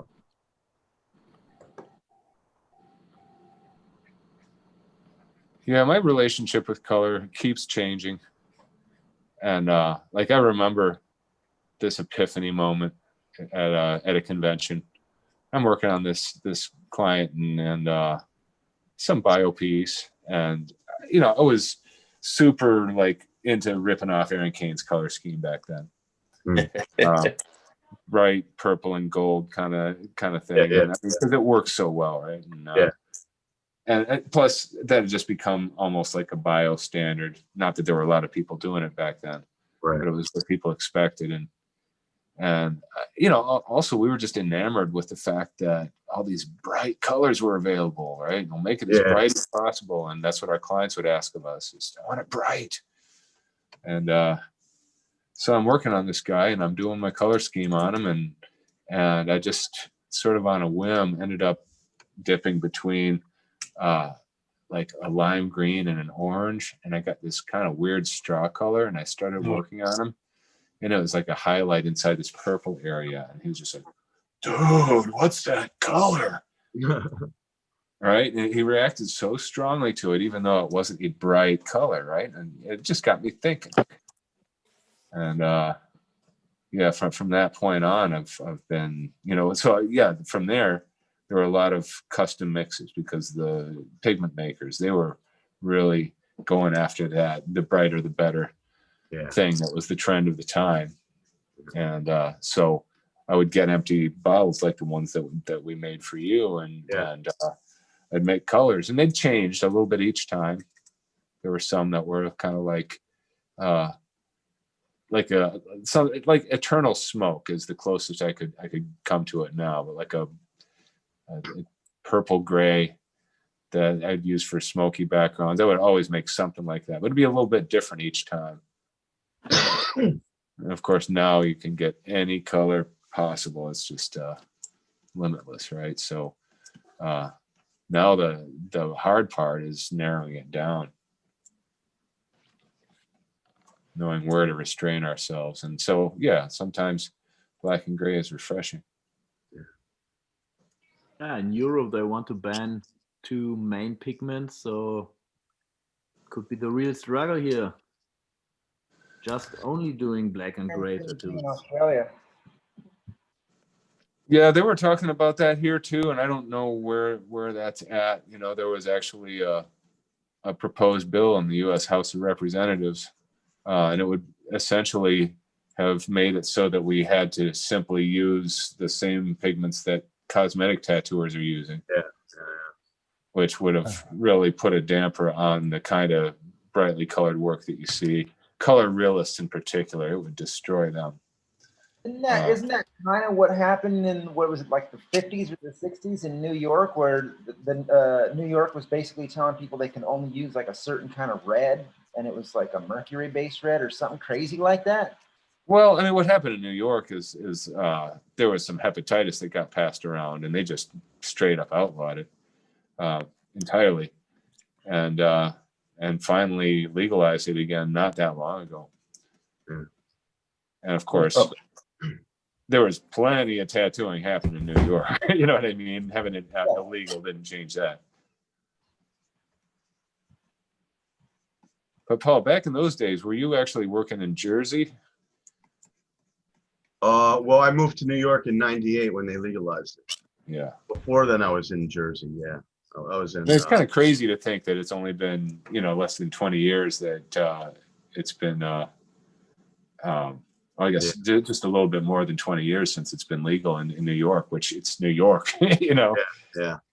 Well, New York is a bigger joke than people realize. I mean, in all the years I was in New York since '98 to this year, I saw the health department twice.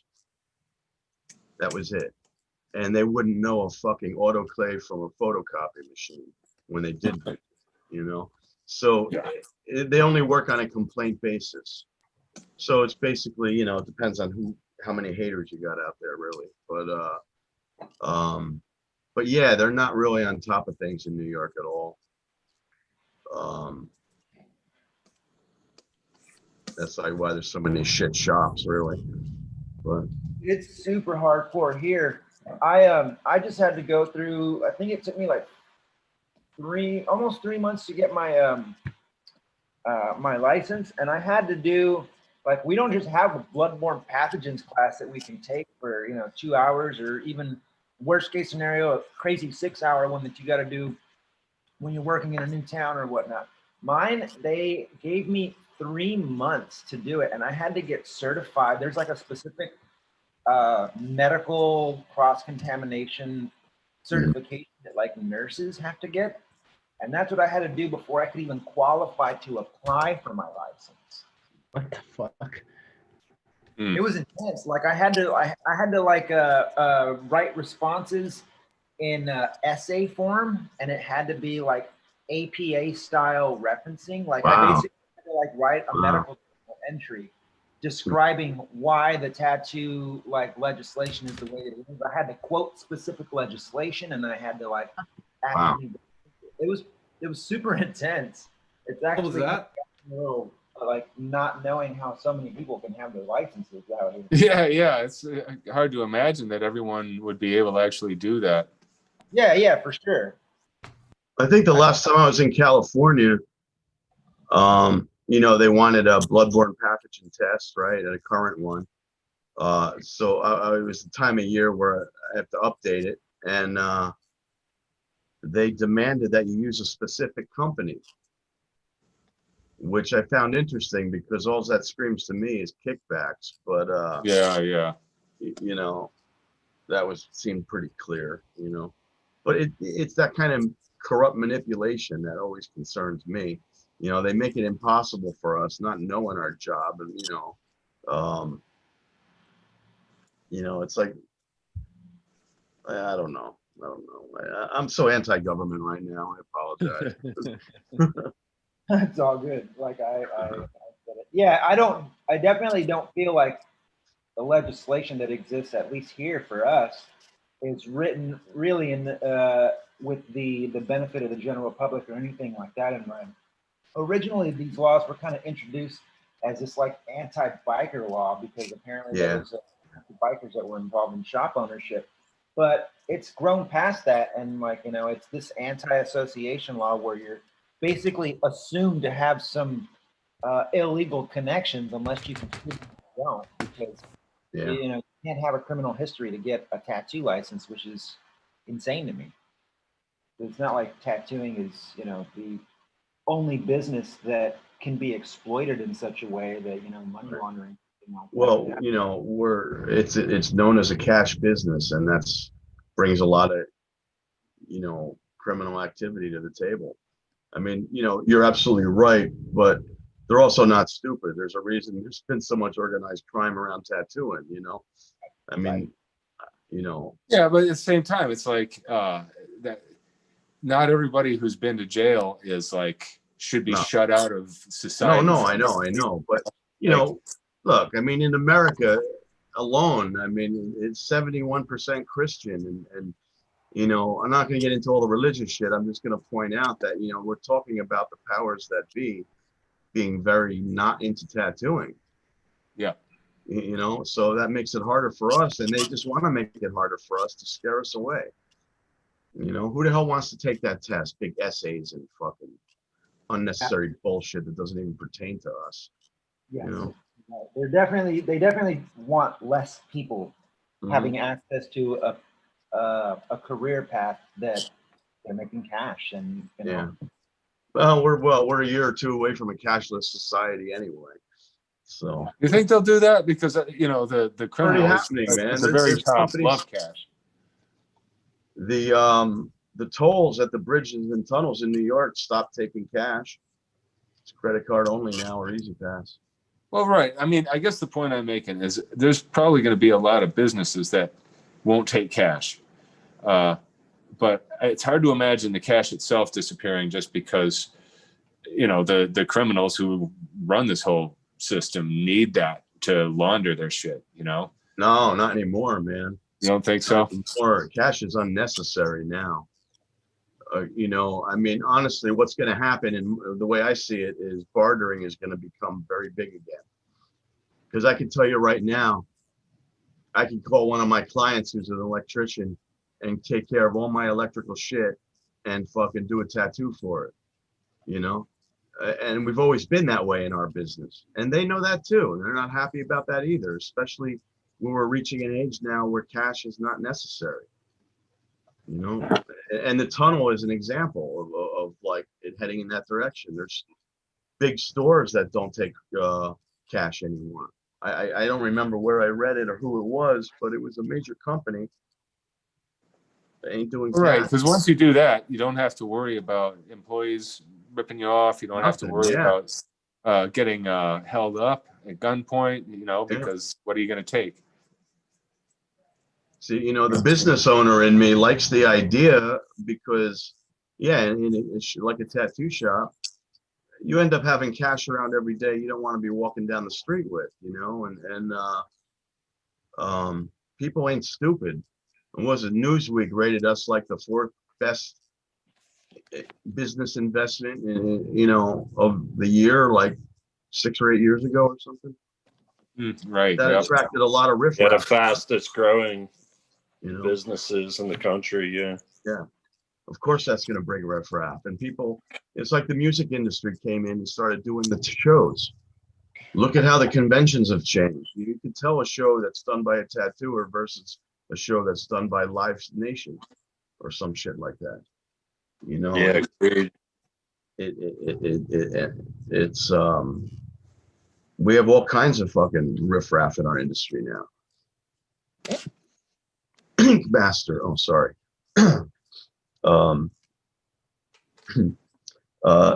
But yeah, no, I'm not going to go on the old man bitch rant though. Sorry. Don't be sorry. I love it. I got high, and you know that's what happens when you're rebellious like me. It's like those motherfuckers. Let me tell you about them. I haven't hung out with you much, Paul, but the times that I have hung out with you, you've gotten into storytelling mode, and I love that shit. Oh, I get crazy. Yeah.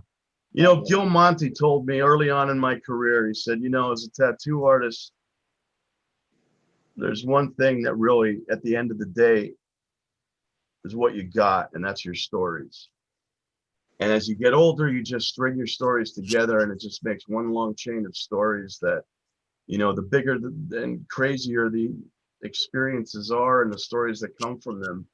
That's kind of what's unique about us, because we travel the world and we experience all kinds of different people every day. And tattooers got the stories, man, you know.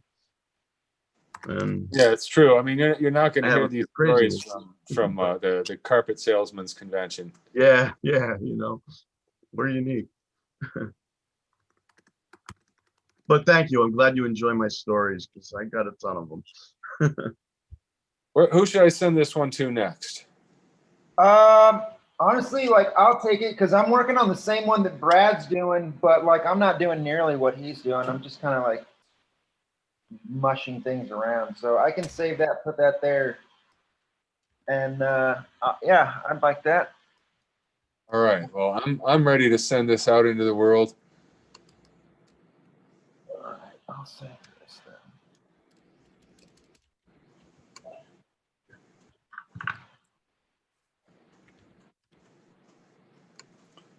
And yeah, everyone out there who's collaborating, if you want to switch I can send mine as well if Adrian's done with his. People are still watching. Nice. They're digging. I think I'm gonna So, spend Can you 5 make more minutes on mine. subfolders in? Hey, Gabe, Yeah. can't you make subfolders in this Dropbox folder that like are named after each particular project, and then you sort them by the most recent? Absolutely, we could That would figure kind of fix the problem, wouldn't it? like a folder and a naming structure. Yeah, But, like whoever starts one, the folder's named after them, and I don't know. I'm high, so. There's definitely a better, or not a better, well, there's definitely a better system than the very quick system that we just put together a folder. Yeah. But yeah, I mean, Oh, so this is an experiment. the goal really is to have, you know, maybe even have a couple different genres of folders for collabs, and you know, have a. Yes, we want to definitely make sure that we can get this to be robust and organized, just a little bit. Are you guys seeing my webcam right now? Is that what you guys are seeing? You guys seeing my screen? I'm seeing your silhouette. Great. Your sexy square silhouette. With that nasty sun in the background. Nasty sun. Oh, Paul. So Sean Cox says yes. Paul Booth's predictions for the future! Exclamation point.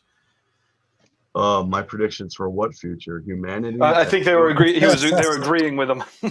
Cashless society. Yeah. Check out this painting that I'm making for a commission. I haven't posted it, but you guys might dig this. Oh, sweet. Oh, Right on. Yeah. pretty dim. I can get an idea of it, but yeah, the light's kind of dim. Oh, let me see. Hold up. That That nasty Australian sun.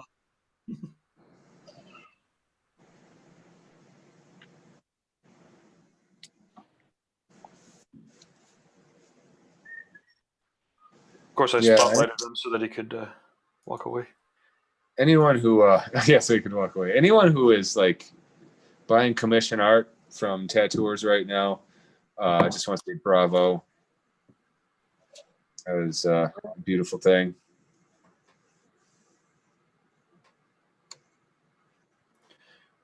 Actually, that is another link in the lab section of the app. Is there's a demo of like a 3D art kind of tour, and every time anybody told me that they had like a a tour art 3D space for the computer. It sounded cheesy as fucking sounded just cheesy, but it actually works pretty well. And yeah, if anybody's on the app, check it out, and I'll be filling it up with original art. I mean, all this stuff starts out cheesy, and then after it's been done enough times and people have responded to it and it's been improved and smoothed out, and there comes that point where it's just normal. Like it's prosthetic arms, for example. There you go. Started out as a hook, and now you can simulate touch. Yeah. Yeah, you can get your Elon Musk chip and use it as a I can't even imagine if you had here's the way I would feel about it. If I had to replace my real arm with a prosthetic arm, I'd want it to be able to do stuff my regular arm couldn't do. Oh, right? Fuck yeah, bionics, man. Yeah, so I felt like it was a gain rather than a loss. One arm. You want the arm be from extra strong. what is it, District 9? Yeah. There you go. Yeah, that would be sick. That's the arm. Oh, that's kind of cool. Cool. Whoa. I just would want to like webcast like my consciousness into work. Just put it in a robot. The robot will do the whole thing. Well, so imagine this. Imagine if you could rent a tattoo station anywhere in the world, and you just put on your VR headset or use your chip implant or whatever to beam into it, and then there you find yourself waking up in this Avatar robotic tattoo setup, right? And it would be from the torso on up, or maybe you'd need the whole thing, right? And it would have to be able to pour inks and do the whole job. And then your client would come in and you'd greet them, and you'd have a video screen on the face of this thing so they actually see your face, right? And, maybe you'd give them a hug and they'd hug you back, and you'd actually feel the tactile feedback. Great seeing you again in the flesh. It'd be as close to in the flesh as we get anymore, right? And then you do the tattoo, right? You know what that would be turned into.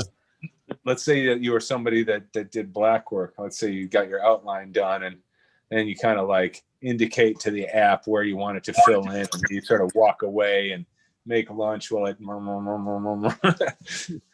So again, you wanted to have capabilities that your regular old body doesn't have, or it's just a leap sideways and not a leap forward. I kind of make Viagra obsolete. Oh, you do Viagra?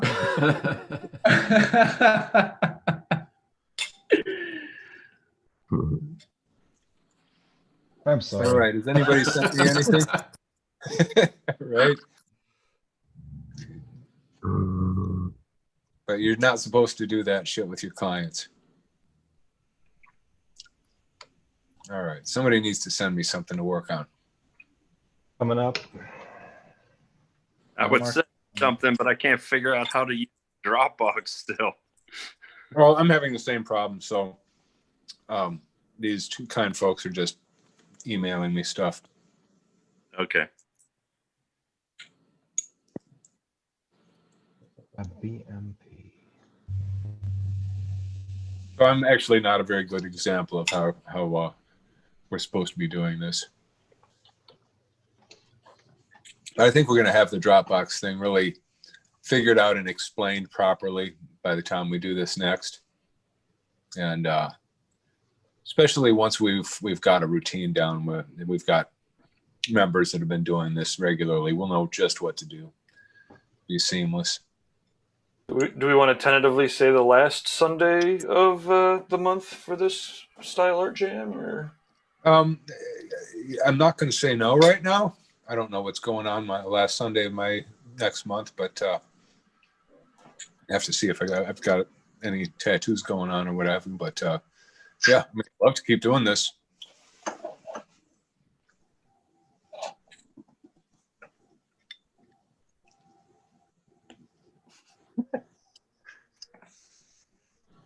What? Casey Ball says they can lobotomize me and microchip me anytime. See, Oh, now okay, so I'm gonna stay full on wild primal human. Like, it's fine. Just I'm gonna put it on froze. my ass and I'll masturbate manually. Yeah, I'm okay. You guys can do that. That's What's cool. going Like, on? I Whatever, just dude. froze up. We talk to each other in 10 years and then we'll see. I guess you're right. You know what? but okay, so imagine you just had the ability to remember everything permanently. Just that alone, right? I got And you'd be able to say, okay, what exactly did I say at 3:34 p.m. 2 weeks ago? And then there it is, right? You'd be able to relive it in your memory, crystal clear. Of course, there'd be some people that never got off the rewind button, right?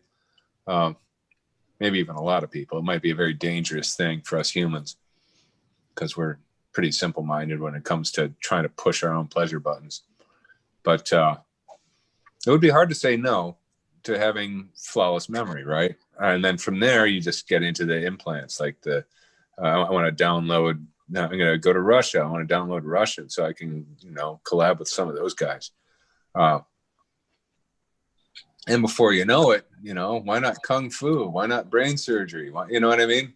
I love how optimistic you are. Like all I see is trauma.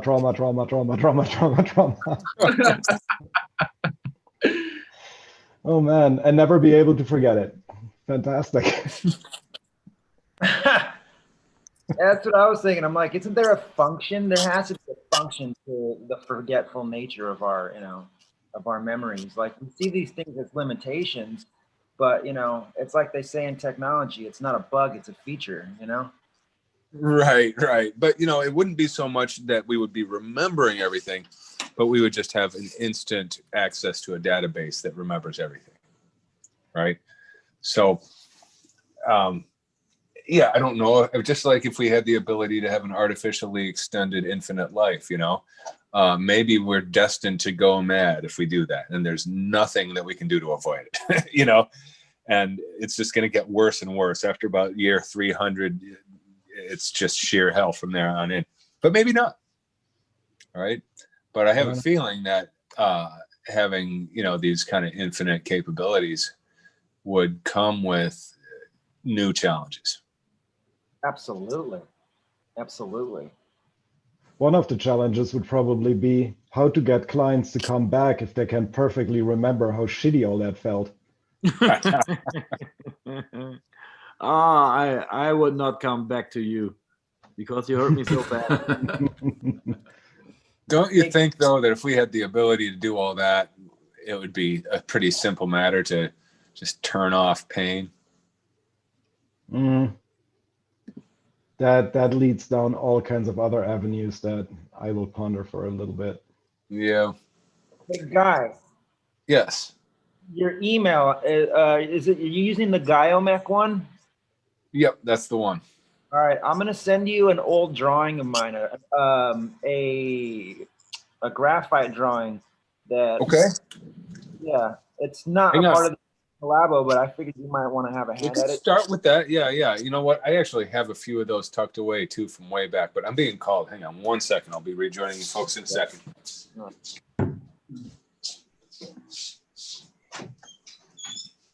that was what is that?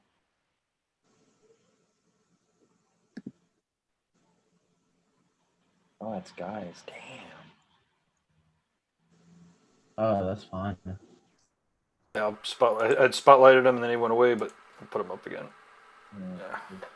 Oh, that's the one that I was working on the last. Brad's working on it's looking cool too, man. Dang. Yeah, I'm really digging that. Yeah. Holy hell. Look at that. Cool. Hey, Brad, where are you getting all those textures from? I made them. You made them? Of course you have. This, yeah. Textverse.com, bro. It's a what's going on with my screen here? Actually, it's screwing up. Let me fix that separately here. Oh, now we're just looking at you instead of your computer. Yeah, I know I'm having computer problems, so I just. Okay. This is all I can get it to do here though. Yeah, that's like an Alan Turing pattern. I've been really fascinated with those for a really long time. I've been trying to Yeah. find more ways to control them. Like the rates of the fusion and directions of the fusion and things like that. There's a whole lot of things you can do in there, but every single program that I can use to develop them, like with Photoshop, I have to do a bunch of actions to make it happen. Okay, here we go. Come on, what is going on here?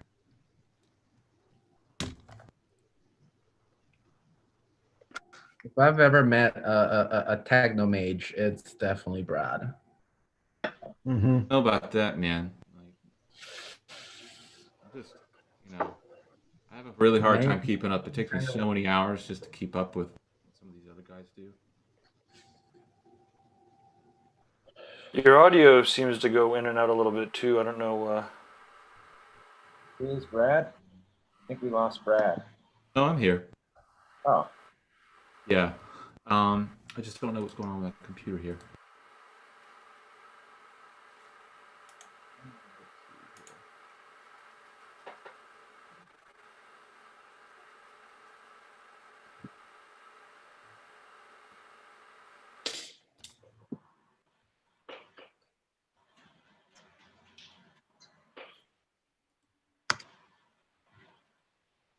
Killian, which one are you working on right now? What are you doing? This one? I think that's the one you worked on last. Oh yeah. Oh, that looks cool.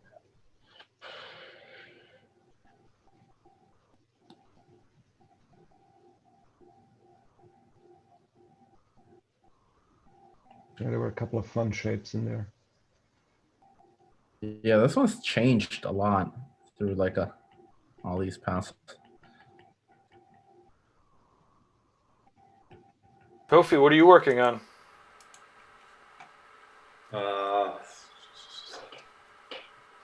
It's very hard for me to show you because I've got the screen like one next to another. No worries. So, yeah, we are in a group with guys. There's 4 of us, and we just we were on the stage right now that we exchanged like completely. We did the full circle.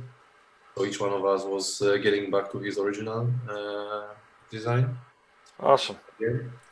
And the main idea is to also keep it like that till the end. So the final round will be like each one of us gonna get his original one to refining it up and just like yeah. And then you'll have to surprise us by uploading it to the app. Yeah, we will. We will. And if I've got a nice plan because I spoke with Guy before the stream, and I asked what's gonna be the form of it because I didn't know, and I didn't know if I will be able to make it the 3D stuff in it.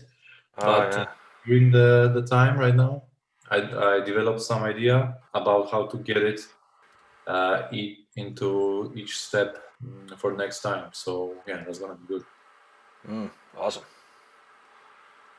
Even within like half an hour for each round, I guess I'm gonna be able to implement some like a huge step with the three-dimensional forms into the flat drawing. It's gonna be a little bit risky, but yeah. So if you are into ZBrush, maybe we can collaborate later on. Yeah, we can do the ZBrush session like that. That would be amazing. Oh yeah, that would be yeah, of course. Yeah, that's what I did with Hoko during the first lockdown, during the pandemic starts. How cool is that guy? He's so cool, right? Yeah, and the collaboration with him was super fluent, super amazing, and wow, I remind that super nice, really good. So Heinz has actually made me a couple of things, I think, with ZBrush, and then 3D printed them. There's this little thing here that I thought was really cool. And that's a wow. Could you please zoom it up? Yeah, that's a. Oh, can you spotlight me? Wait, sorry. Yeah. If you say pretty, please. No, just joking. Pretty please gate. All right, here we go. Wait, hold on. I don't know if that worked. Oh my god. Okay. Show me that, man. So there's this Wow. thing that Heinz has made. Wow, that's amazing. That's really cool. Oh, that's a 3D printed thing that, like a stamp. Yeah, that's That's a nice one, man. That's really nice.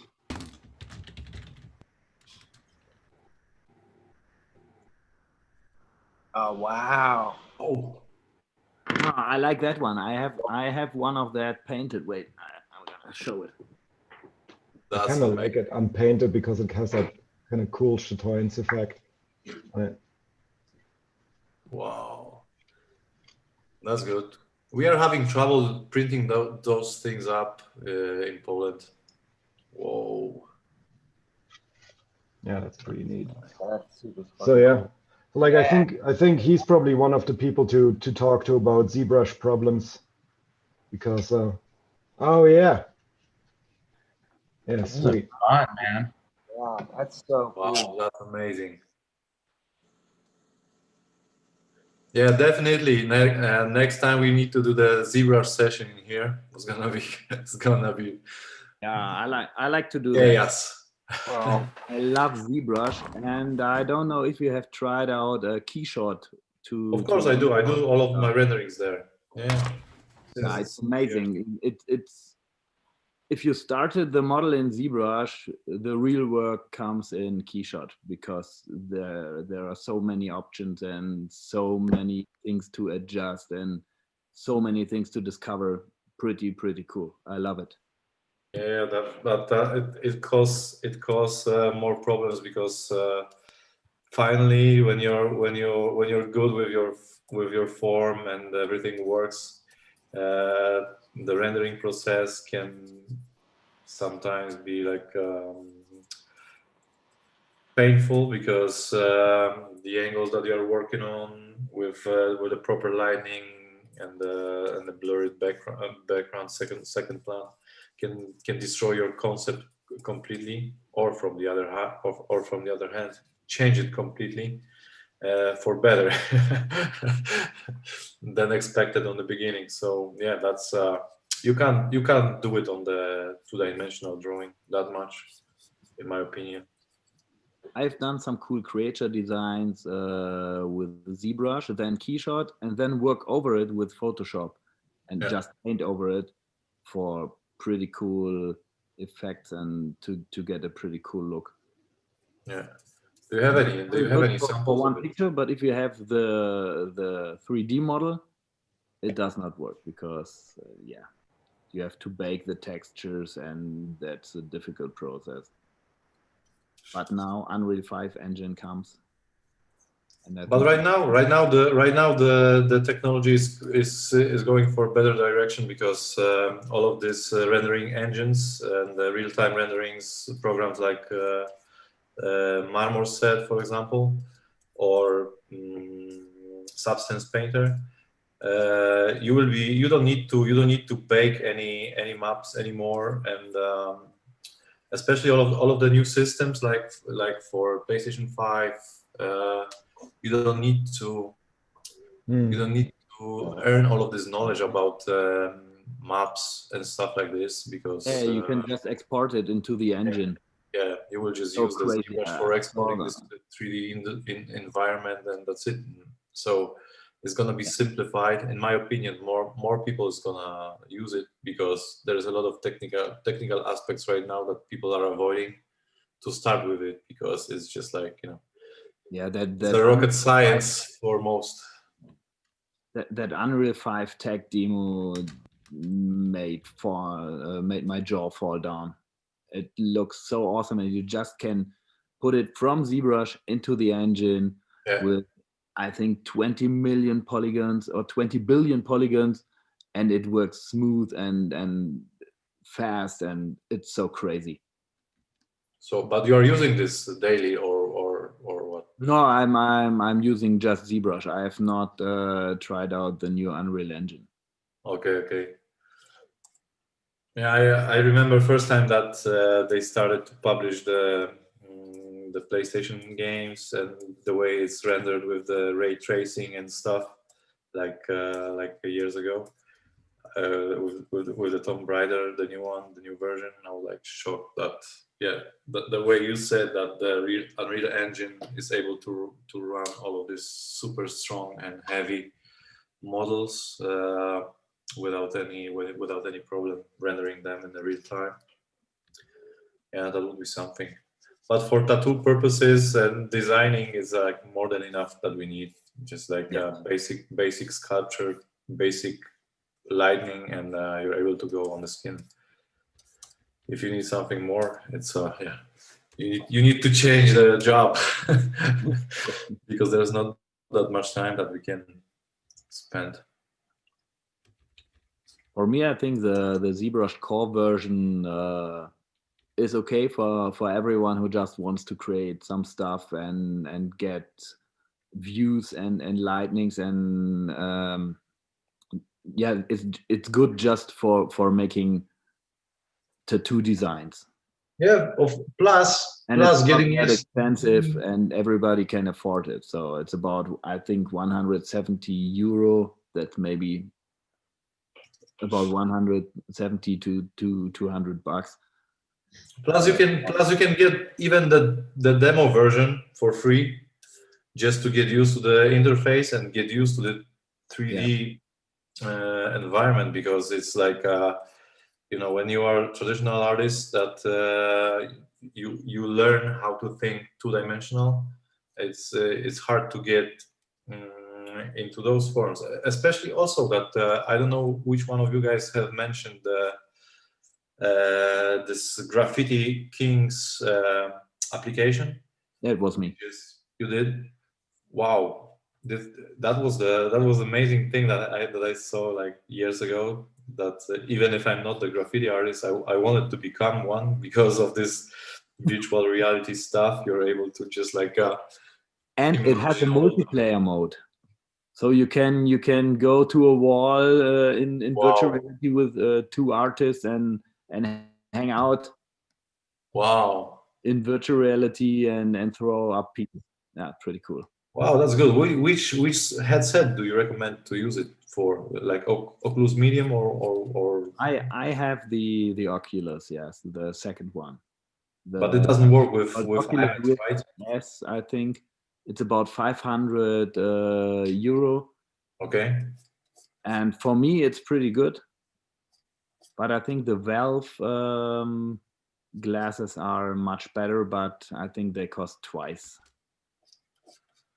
Yeah, but I guess all of those prices are gonna drop down right now. I think the next 3 or 5 years, or now with the new PlayStation, maybe the new goggles will have 4K, maybe in the next generation, and that will be really, really amazing. Because the latest VRs are a bit, it's not a sharp picture. It's a bit dizzy. But they did release right now the Google headset, right? The Google VR set. Did they? I tried it. Or Facebook, something like that. Just like that, you don't need that much cables and stuff like that. Or and also those the stuff that you're putting into your room around yourself. You don't need them anymore, right? The Oculus just has cameras inside, and it recognizes where you are. Okay. So you just need that device and the two controllers. So you don't need anything more. You don't need anything more. Yeah. Okay. And you're able to use it on IMAX, right? Or only on PCs? I don't know. I've not tried it on a Mac. I use it on a PC, but I think on an iMac Pro or a strong Mac, you can use it as well, I think.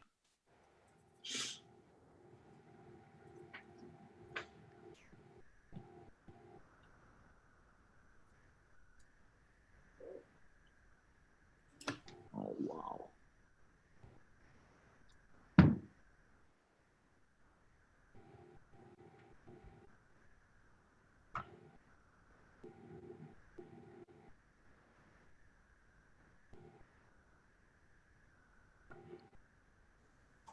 Some of these are looking really fun. Sophie and I, when I start getting to the point where I'm getting ready to put together a new computer, I might hit you guys up just so I can kind of like cross-reference some of the ideas that I have as far as, you know, building something that's going to be able to essentially do what you guys are doing with your stuff. Yeah, it's simple as that. I'm doing all of my stuff, including the big high-res renderings on iMac, and I have no problems with that. But Okay. the thing that you said before is if you would like to use any other stuff, like additionally, like any other applications, probably you can have a problem with getting them like on fine. an iOS device. Oh, Sorry, guys. My computer fucked up. I'm back. They were talking 3D and VR. Oh, one of the reasons my computer crashed because I was transferring a VR art gallery I've been working on that I was going to show you guys, but I don't know if it'll screen share. I've never done that. You want to see it? yeah. Of course, man. Bring it on. All right. And this is like slightly broken, but let me see.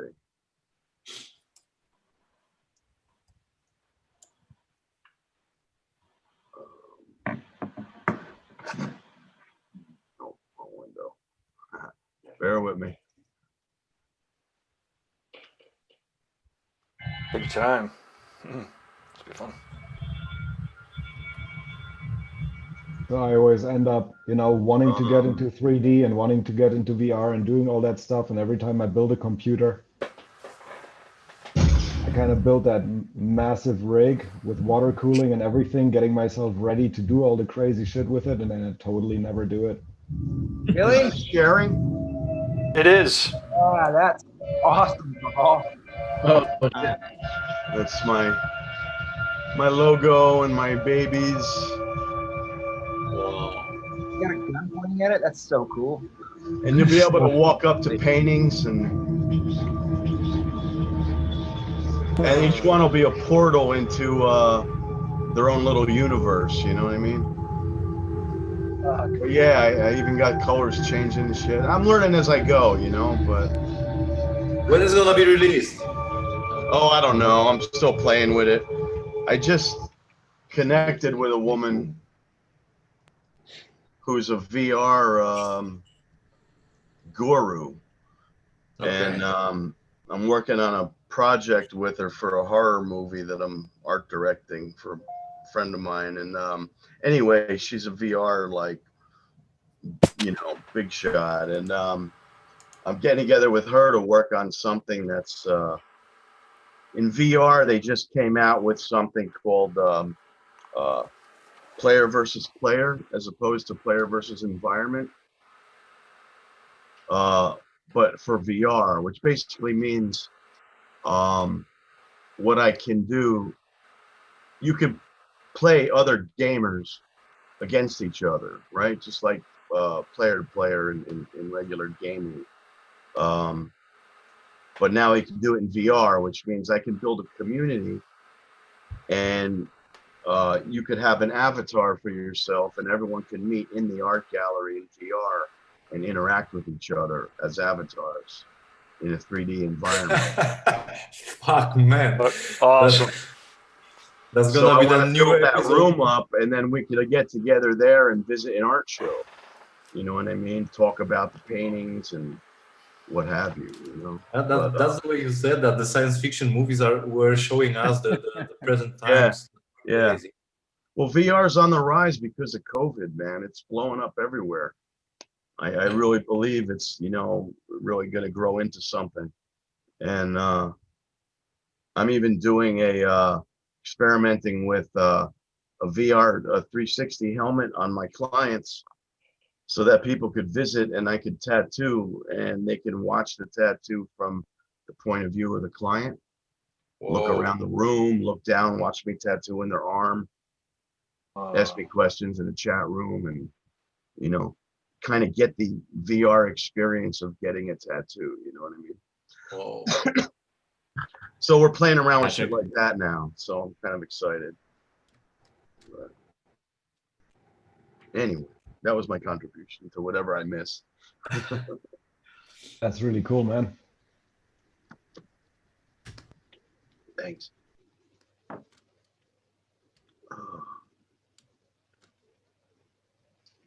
Hey Gabe, so if I share my screen, is it automatically highlighted? Yes. Ah, okay. Well, I won't be doing that. Wait, why not? You can do that for a bit if you want. Oh, I just it's just one of the things that I've been working on that is on Guy's screen right now. So since he's gone, I could just zoom in and out of it for a little bit. Yeah, do that. Okay, cool. So completely like not at all contributing to this conversation, just kind of a little side note. So there's this project that I've been working on. A lot of you guys know that I use spray paint, and I was making these handmade tools to attach to my spray paint can so I can get these really tiny techie details. I've been working with an engineer and a guy who's a manufacturer, and we're probably going to be able to release them.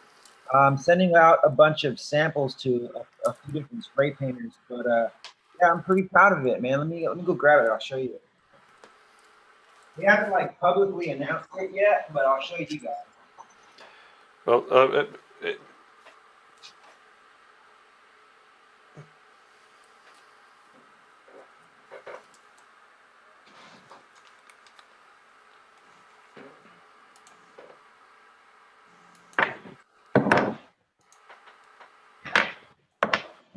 All right, so like typically, like you have a nozzle that goes on top of the can, right? And that nozzle, determine the different widths of the spray and the spray pattern. So I used to make these ones where this would go on top of the can. You can kind of see the hole where it basically. Detail. What's that? For the tiny little detail stuff, exactly. You can see where the spray pattern on the back of the hole was actually, what got out of the can was just in this tiny little hole. So it made these tiny little lines. But the problem is that we didn't have a way to manufacture these. So got with this guy, he helped me redesign them. And these are the 3D printed versions of them. Wow. Oh, cool. So Nice. overspray on it. And yeah, so we've done the 3D print versions of them, and we're working on getting a die cut for them so that we can start injection molding them, and hopefully we'll have them out in a bunch of different like spray paint graffiti stores in the next few months, hopefully. Cool. Not a huge contribution. It's something that kind of already existed. We just like improved on what I was doing. And yeah, it's a little side project that, like I said, it doesn't really contribute to the conversation we're having, but I'm pretty proud of it. Hell yeah, no, it's cool, man.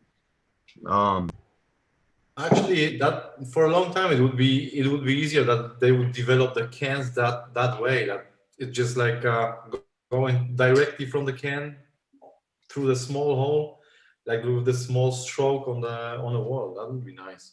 Do you have do you get paint buildup around the hole? Like, do you have to be constantly cleaning it? Absolutely. And it's normally like you get, you can kind of see, if I show you like this old homemade one that I did, you can kind of see along the edge there's the buildup, right? So it basically like fills up, and that's why it has such a deep reservoir. So why don't you print them, or when you make them, why don't you consider silicone? Because the paint won't stick to the silicone. You can peel it right off. Well, we're gonna do nylon because it does the same thing, and also with nylon, we can soak it in acetate. So once you put it in acetate, it'll break down all the paint. It'll kill it. Yeah, yeah, right. Cool. But yeah, because I was doing them out of this PVC, but PVC is susceptible to acetone, so they would lose their form and like disintegrate, things like that. But it's been a little bit of trial and error because like it's a friend of mine who's back in Melbourne, so we were able to interact with each other daily by just driving back and forth to each other. But now that I'm in the Gold Coast, it's not as easy and accessible. Now he's got to mail me stuff, but I'm confident about where we're at. Like the biggest issue to fix was making sure that it had a proper seal. We had several different versions, and that was the problem every time, is that like paint would kind of leak out from under it. Yeah. Whereas like now these new ones, it just builds up and then you have to dump it. What Yeah. I'm doing with the extra paint, like I used to just dump it in a box and throw it away. But I have this big sheet of glass that I'll dump it on the glass and let it dry for, 15, 20, 30 minutes. And then I can scrape it up almost like it's chunky. And then I can use it for like impasto techniques on the paintings as well. Oh, wow. Huh. That's neat. Cool. Well, good luck with it, man. Thanks. I appreciate that. If Well, I'm nothing all else, about innovation, man. And, even if it especially, falls face first, like at least now I'm gonna I have these 3D printable files where I can make myself 100 of these for my studio instead of just having 10 of them that I've made by hand and I gotta go and work. So like just having access to this thing as a tool that I don't have to physically put together anymore is already that's already beneficial. Yeah. If nobody else is gonna use it, like I know at least I'm gonna use it. So yeah. it's already worked out in my benefit, I think. Cool. I love how this medium just like attracts just like very innovative people. Just like it's always fucking nerds. For sure. But it's definitely always nerds.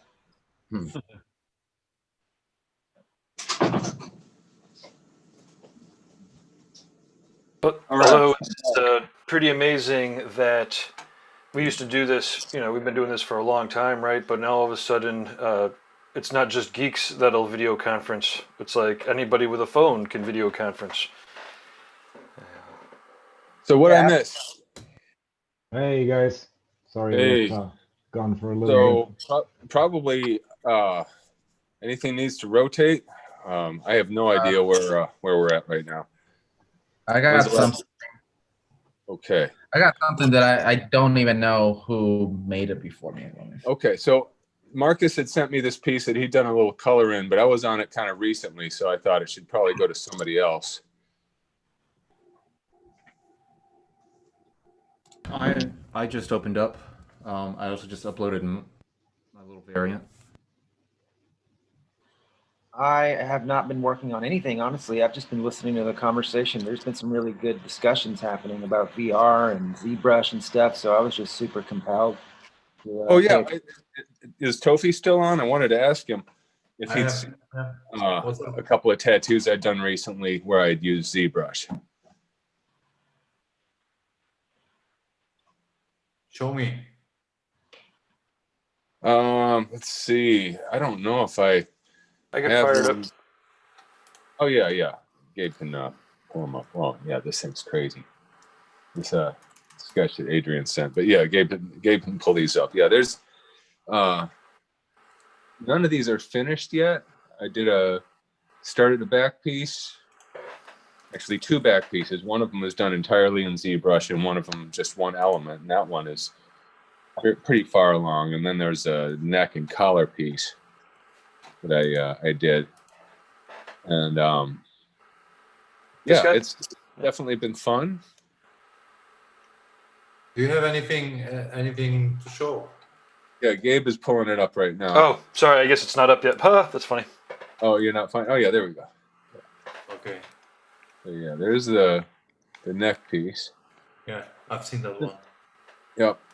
That was a ZBrush thing, and then and one on the back piece, I think I saw that. Yeah, that's one. The middle of that one, yeah. Wow. And Jordan's also a big VR guy. Yep. Yeah. And then this other one, I'm pretty sure I posted the photos of after his first visit. It's probably just a couple more weeks back. It might be that one there. Yep. Stop. Go up a little bit. A little bit farther. Keep going. There's a back piece on the left side if you keep going up. Back piece on the left side? You just skipped it. You just skipped it. Ah. Back piece on the left side? I'm out of my mind here. Yeah, never mind. That's Jordan's. Yeah, you'll have to keep going down. Sorry. This guy? Oh no. Oh, you know what it is there's a lag between what you're seeing and what I'm seeing. There's another back piece. It's sick. Oh, right there, right there. Okay, so where you can see my face, just up and to the right of that. Not that one. That's Casey Ball. That's from actual. Up to the right. Here we go. That looks like a ZBrush. Yeah. Oh, that's a nice one. There we go. And how did you feel about designing that, man? How did Oh, you it was feel? fun. It was fun. It was, you know, I'm creating this very organic stuff. Yeah. Let me see if I can find the reference that I made for it. Ah, okay. Wow. Oh yeah, there's the reference. Yeah. Nice. So yeah, I mean that's definitely like something I would draw anyway, but you know, by having ZBrush, I'm drawing it a little differently. Just like when I make something with clay, I end up making the shapes a little differently. If I'm trying to make them look exactly like I would draw them, when you actually have that stuff in real life, it's a different experience. You know, you find that finally that's the stuff that you understand. That you know, it's just like a new medium. That's it. Wow. Yeah, I mean, it totally makes sense. ZBrush makes a lot of sense to me. I'm just clunky with the interface, and I need to just spend more time with it. I need to make more complex objects. I need to also learn key shot or something like that, you know, so I can have more control over the lighting. Like with that one, the back piece, the way that it's lit, you know, more realistic effect.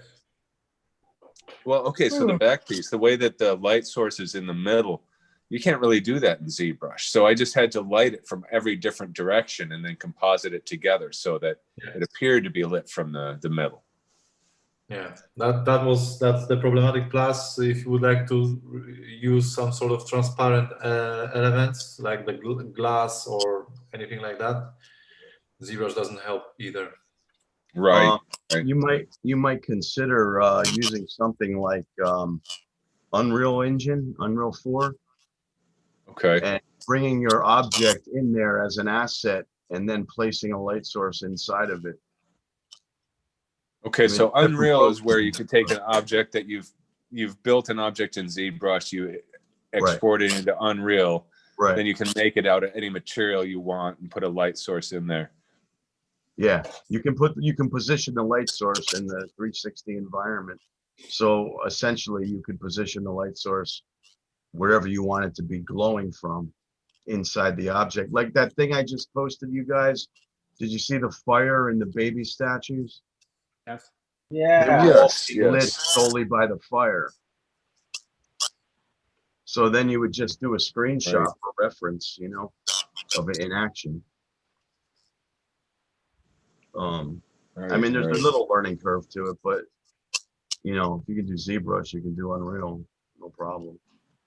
Just, you know, different set of tools, whatever.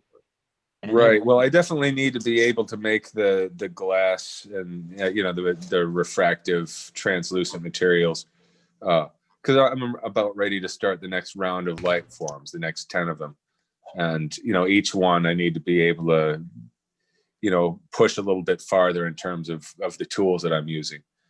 And so one of the things I'm really interested in doing for the one I'm working on right now is I'd like to be able to, I saw Peter Grick using this 3D scanner to scan like a tree stump or something like that.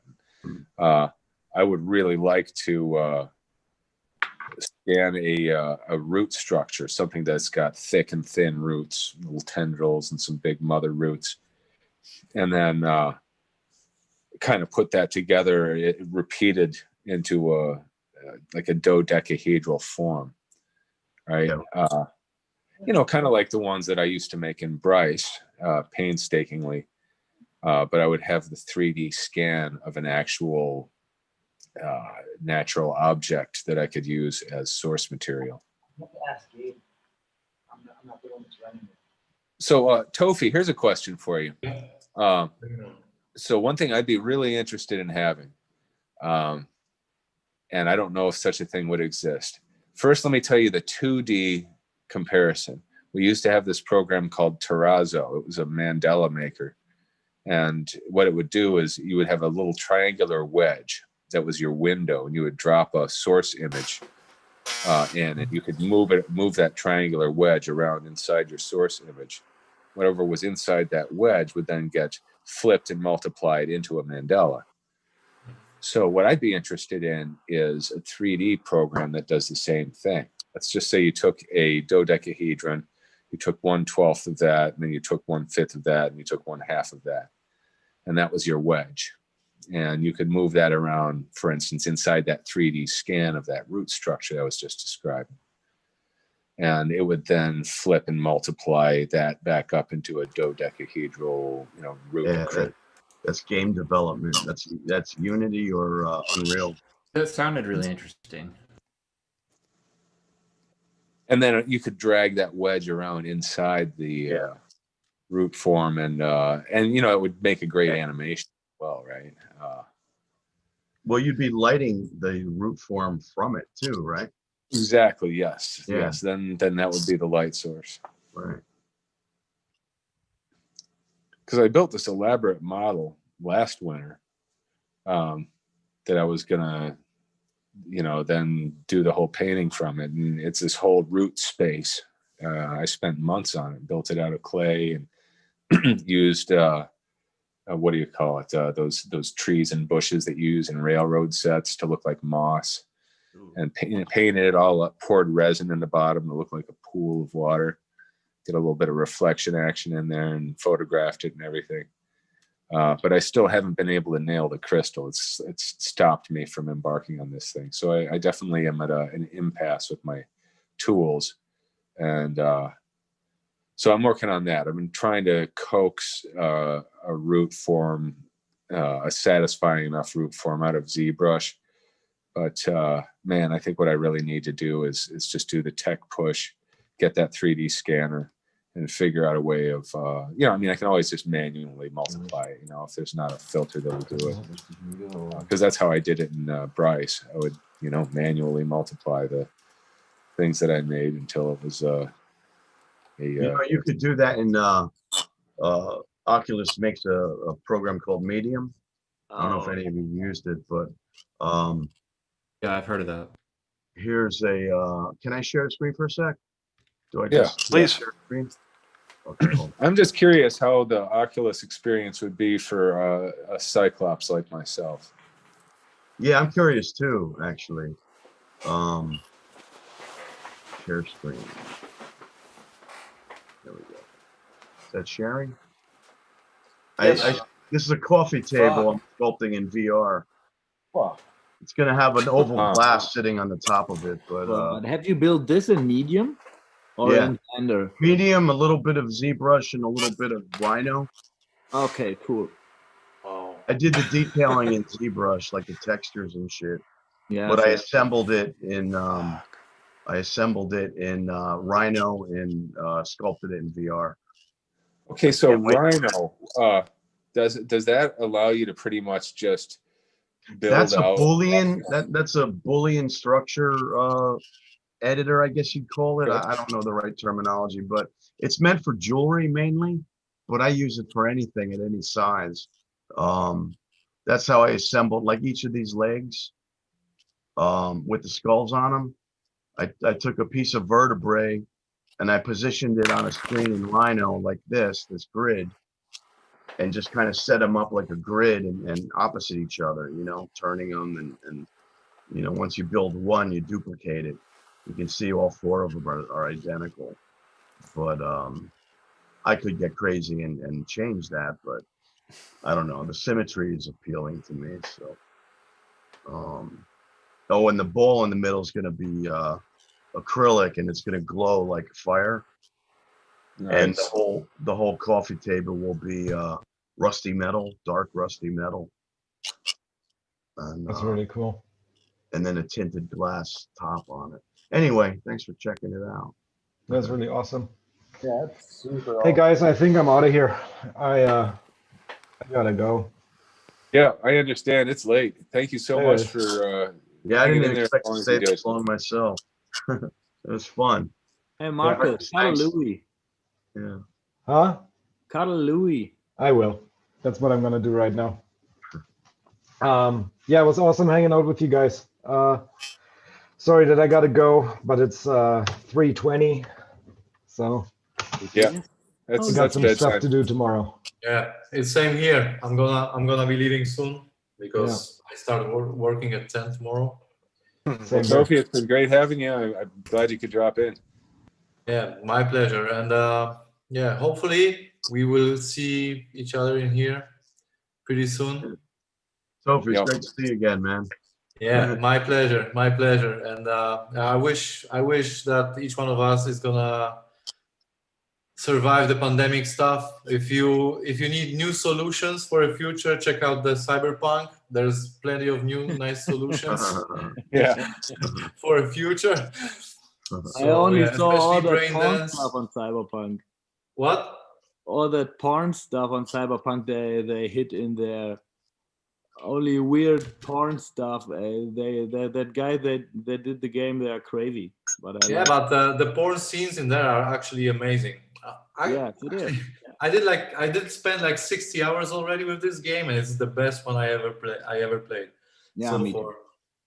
Even if it's like big war with the developer that they did a lot of glitches and a lot of mistakes, but still I'm having a lot of fun with it. So I don't understand why people are like trying to put this game to the ground, but Because in this I'm day, very Buddy. Okay, you can say hi to everybody. Louis. Yeah, there's this guy. Louis. Okay, so enjoy, guys, and see you next time. Have a good night. Or Yeah, you guys have a good night. And, Out with all of you.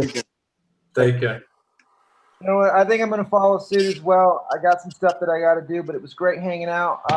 Let's definitely do this again. I had a lot of fun. Yes, and so yeah, after these guys take off, I think would be a great time for us to invite people to send in the pieces they've been working on. Show some of those off.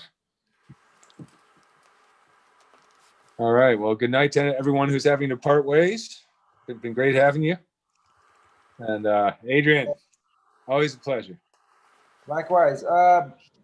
Shoot me a message. Let's get caught up. It's been a while. Yeah, definitely. We got to do that. Actually, Adrian, real quick, the DVDs that you have, I was, are they still, are they outdated because they're computer, or are they still relevant because it's fundamental? I don't know. I mean, I still have a couple of them. I'm sure that I still have the files somewhere. I mean, I have the files. That's I guess we're converting everything over with Reinventing into a new learning platform, and those two files were right there, and I was like, "Ooh, I should copy them, or should I not copy them?" And now I can just ask you. For sure, like it doesn't bother me. It's kind of like nobody's bought one of those DVDs in God knows how long. In fact, like I had to actually recycle a bunch of them that I didn't sell. I kept a little box of them just for like giving to friends and stuff like that. But yeah, I'm not like emotionally attached to it. It's pretty outdated for me. I think that in general, the technology has progressed so far that like a lot of it's kind of obsolete. But I mean, in that being said, like I know there's a lot of people that aren't that far along in their journey. So maybe there is some information that could benefit somebody, in which case, like, yeah, why not? Okay, cool. Well, I'll copy them up, and then as you catch up with Guy, we'll review. Okay. Cool. Thanks, guys. Thanks for including me. Always a pleasure. It was really nice meeting the ones of you who I just met today. And yeah, cool way to hang out from across the whole world. That was interesting. Yeah, man. Nice to sort of meet you, man. Crazy seeing the daylight coming through your window, but yeah, that's what it is. Yeah, it's noon, or it's almost 1 o'clock, and we got to go do some chores. So, see you guys. Yeah. See you later. All right. Hey, take care, man. Say hey to Miss Marshall for us. I will. Later. right, who we got left here?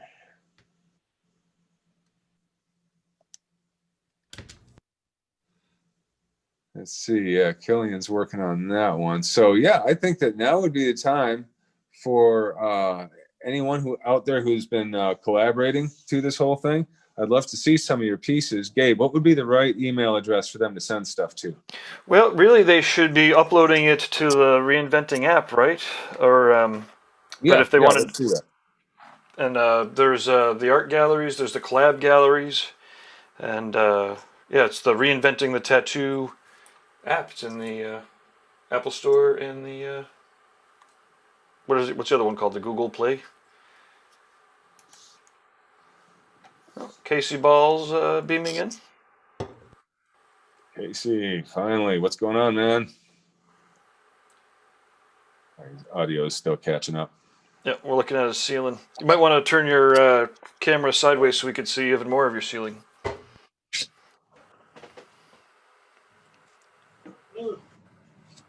Girl, babe, so much. So, yeah, I haven't really got a chance to see this thing that Brad's working on. That's pretty crazy.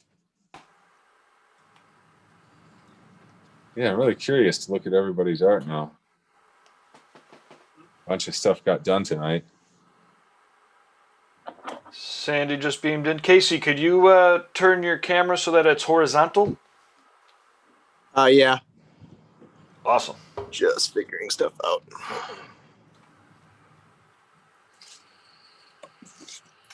Matt Jackson said he enjoyed hanging out, but he didn't want to interrupt the conversation.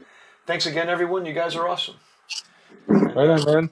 Clyde CK says, see you, Marcus. What's up, Adrian? Well, they're already gone, but also he says, this is insane. Sean on the YouTube says, Paul Booth is a wizard, smoking everything. Wizard. Let's see, we've got Micah's Twisted Tattoo Company says, oh, this is from back when you were talking about art. Luckily, I have been able to sell some art through my Etsy page over the last couple months. Oh man, my pronunciation's horrible. Alejandro says, Master of Ink Darkness. I imagine that's for you, Paul. Let's see. Paint says... Don't profile me, man. Bruno says, painting while listening to some of my favorite artists talk about bio. Doesn't get any better than this. And Paint says, doing the same, but not painting. He's 3D modeling on Blender. Oh, some more 3D stuff. Right. So Blender is a different one. That one's nice. And it's for free. It's for free. Yeah. Uh, And it can do a lot in its own. Now, is that an iOS app or is that a desktop app? I don't. That is a desktop for sure. It's actually this right here. This is Blender. Okay. I was just screwing around with this. This is. Yeah, I was trying to run a reaction to fusion process through this little shape that I made here. You can kind of see some of the earlier renditions of it. Nice. Yeah, it's kind of that coral pattern, but it generates itself type of thing. This is a little plugin I downloaded for it, but yeah, you can sculpt just the same way you do with ZBrush as well. It's just a little. Hey, I'm sorry to interrupt you, Brad, but your sound is cutting in and out pretty badly. Okay. Well, is that any better? That's far better. Yes. Okay. Wow. I don't remember what I was saying here. Yeah, you can sculpt with it just like you can with ZBrush. I don't know if I have anything. Nah, your audio is doing the same thing. It's weird. It's like when you're talking, I don't know if it's a battery thing when you move around or if it's hitting, but it's very there consistent. Might be a short circuit of some sort. Yeah, I'm not. I don't know what it could be.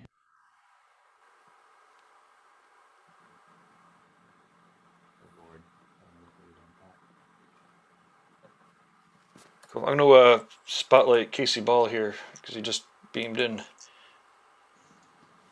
Hey, what's going on, guys? All right, that looks cool. You doing that Yeah, with working out with anybody? Chris and Sandy. Okay. Yeah, nice. Chris and Sandy. Right. That is. I do remember Sandy mentioning that. That's really cool. Love the sense of heat. Love Yeah, we're having a those lot of little blast. We have glowing another balls one with a inside. very organic-y blue feel.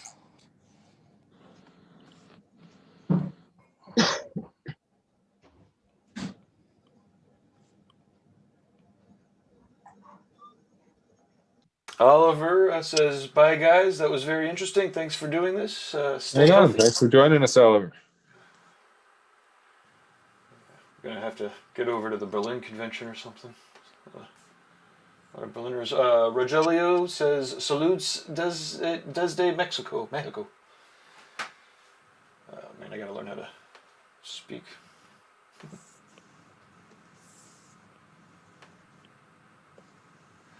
Daniel says, "Damn cool to be a fly on the wall, seeing the creations and hearing the discussions." Nice. Tyler Cabrina says, "Love you, Paul. Inspiration is an understatement." No, thank you, sir. Sorry, I'm not drawing right now. I got nothing tonight. But next visit, I'll bring an iPad or something and figure this out. It's pretty casual. The thing I'm loving about this is, I don't want to say it's mindless because it's not, but it certainly doesn't require like a lot of like preparation ahead of time or anything like that. Right, totally. You just sit down and you do what you do, and then you pass it, and then you do what you do again for a little bit. Yeah. As long as everyone that you're working with is competent, it always turns out cool. Got Sandy spotlighted. Oh yeah. Cool. Nice. That's what we got going on here right now. This is the You one know what's interesting is you guys have a style. You know, the way that the collaborative teams end up with a style. yeah, the way that you know artists like emerge, like an artist that could only exist in the context of that collaboration emerges, and then you know they have a style. Totally. Yeah, this has been so fun. It's been so cool to see how what it looks like when it comes back to you, and you're like, oh, cool. I didn't even think about that. That's what I love on collaborations. Mm-hmm.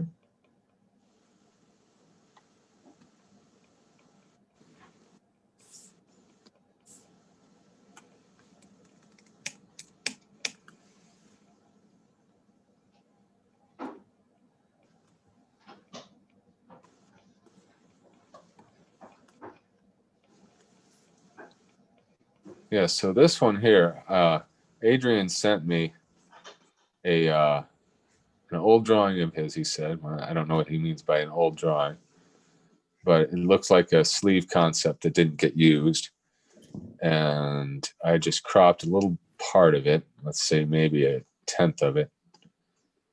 It's a pretty elaborate. Actually, let me see if I can find it. Yeah, this thing. Yeah, it's a pretty elaborate drawing and beautiful, right? Oh, I can see how foggy my lens is. Sorry about that. Whole evening with a greasy lens, like the baby finger lens. Yeah, that's better. And I don't necessarily feel like I can improve on this, and I wouldn't even want to try. Right? But as far as just taking a little piece of it and running with it, you know, that's another story. So let's see, I gotta find it now. I got way too many files up. Yeah, so I took a little crop of it, and then I spent some time in Liquify, and I nudged things around and enlarged a few things, and now I'm going to simplify the shading a little bit, and I'm not going to do too much more, and then I'll pass it on to whoever wants it.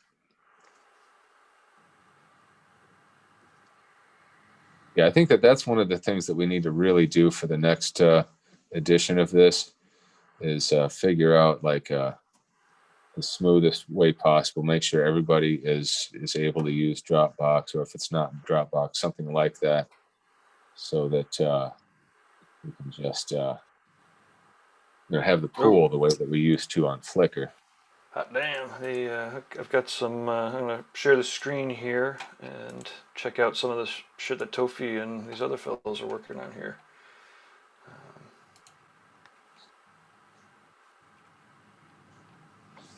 So, Hugo Tour. Oh. Yeah, nice. God. This is a collab with Chris, Tofi, and Kyle. Beautiful. And this is going up in the original artwork galleries. Okay, so here's another collab group. Hey guys, what I've been working on tonight, kind of mech design with some. Well, I don't need to read it. You can all fucking read. Huh.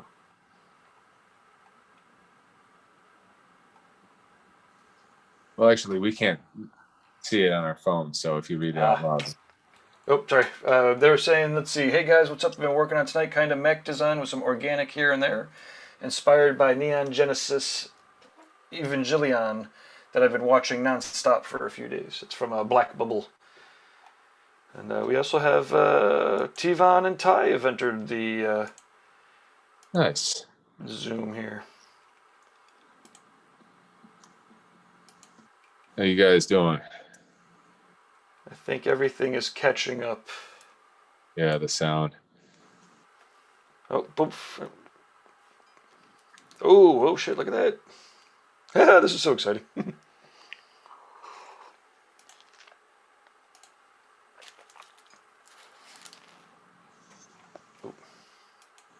There we go. Yeah, back when we were still doing conventions, Ty, you got to do a fairly large piece with Paul, I recall, right? Did you guys ever get to finish that?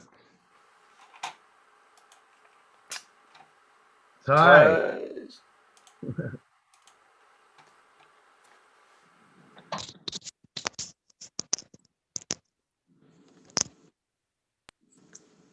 Oh, seems like Ty might still be connected. Tivan, are you audio now?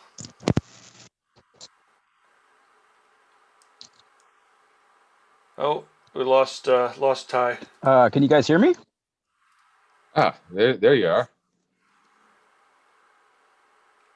So maybe I have connection issues as usual. Yeah.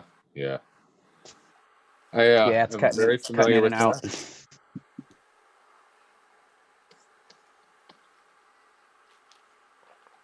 Yeah.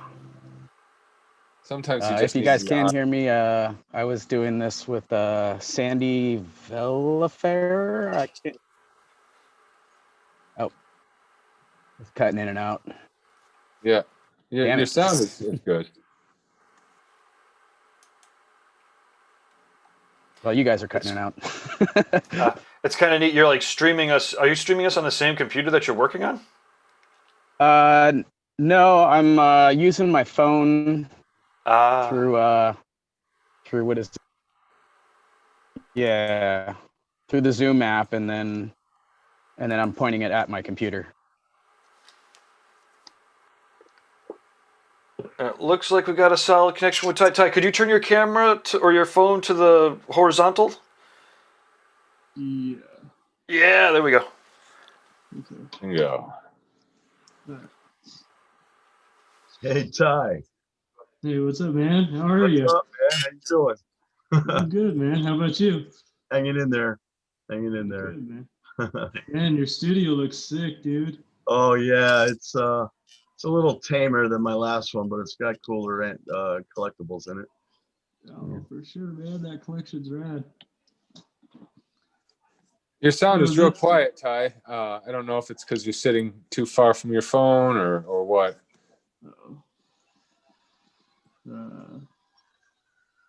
Maybe is this any better? That's a lot better, yeah. Okay, cool. Yeah, too far away. I'm just gonna mute myself, guys. I can't hear you. Oh, whoa, that's sick. Who's working on that? Which one are we? Oh, it's really backlit. It's a bunch of the foreground shapes are really dark. T-Vons. T-Vons. That thing's cool, T-Von. And then, yeah, okay. I'm only seeing a black screen for him. Oh, yep, he just went away. Yeah. Oh, yeah, there we go. Neat. Oh yeah, there it is. Yeah. Yeah. That thing's sick. Now, is that a solo or is that a collab?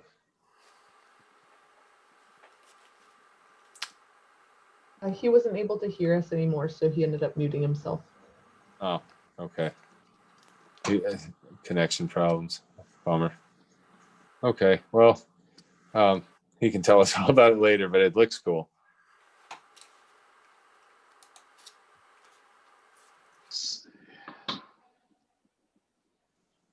So, Killian, I don't have access to the stuff in the Dropbox, at least not easy access. I'm thinking I might pass this on pretty soon. Oh yeah, sorry, I had to get a little bit to eat and I was fainting there. Yeah. Hey, Ty, before you get too settled in, could you get your phone back to horizontal? Yeah. Awesome, thank you. Yep.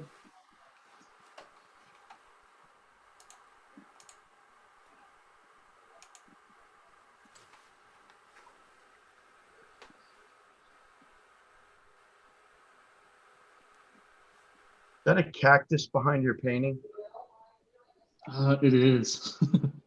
Isn't your yard full of that shit? I know, right? My girlfriend's grandma brought that over for her for Thanksgiving, I think. Oh, okay. Yeah.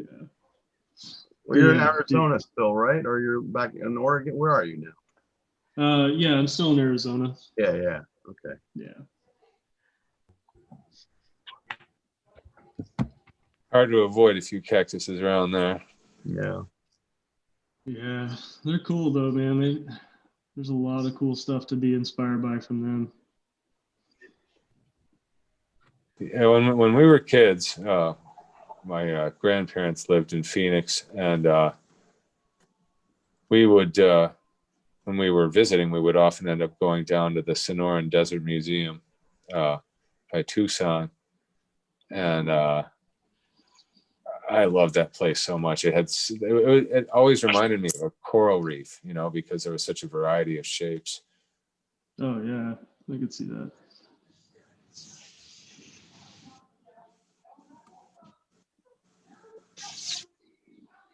Got George Purnham uploaded as painting in progress. Oh, nice. Progress shots. So we've got. George was able to join us. Yeah.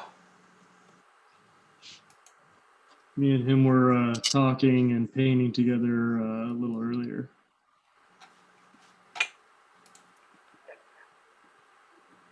Yeah. Black Bubble is signing off for the evening. Thank you guys for the event! !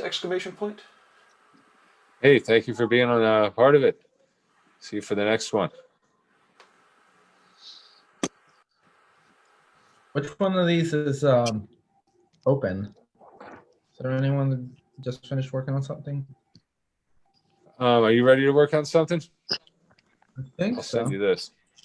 This is the one that I lifted off of. Yeah, I shouldn't do any more work on it. All right. Let me save it and send it your way. This is Adrian.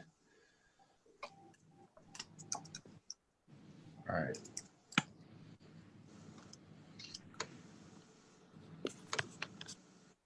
And it's really unformed right now. And it's super classic Adrian Dominic shapes here, which I've kind of mushed up a little bit.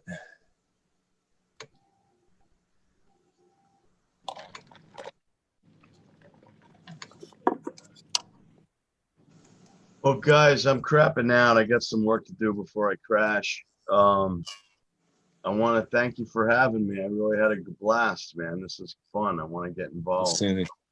Well, you'll definitely, there's an open invite, and I'll let you know anytime something of interest is coming up. And I also wanted to let you know that if you ever want to lead a 1 hour exercise. These have been a lot of fun because you can do it with almost no planning. Let's just say, let's shade a creepy face, right? And you know, we end up having about 15 people actually actively working along with us, and then another 40 or 50 that are just tuning in and watching. And yeah. Yeah, I'd love to have you do one of those, you know. And if you were to do that, think about what you would want to do as an exercise. Something that'll be a total no-brainer for you. That's something you could do with your eyes closed, you know. People would love that. Okay, cool. That sounds fun. We'll do. Oh, good to see We'll you, hit you man. up sometime soon about that. Yeah, guys. Thanks again, man. I had a blast. We'll see you next time. It was pretty Right on, nice Paul. to meet you because you and Guy were the reason I started tattooing 20 years ago. So I'm pretty proud and a little of a fan guy right now. Oh, that's all right. Thank you, man. I appreciate hearing that.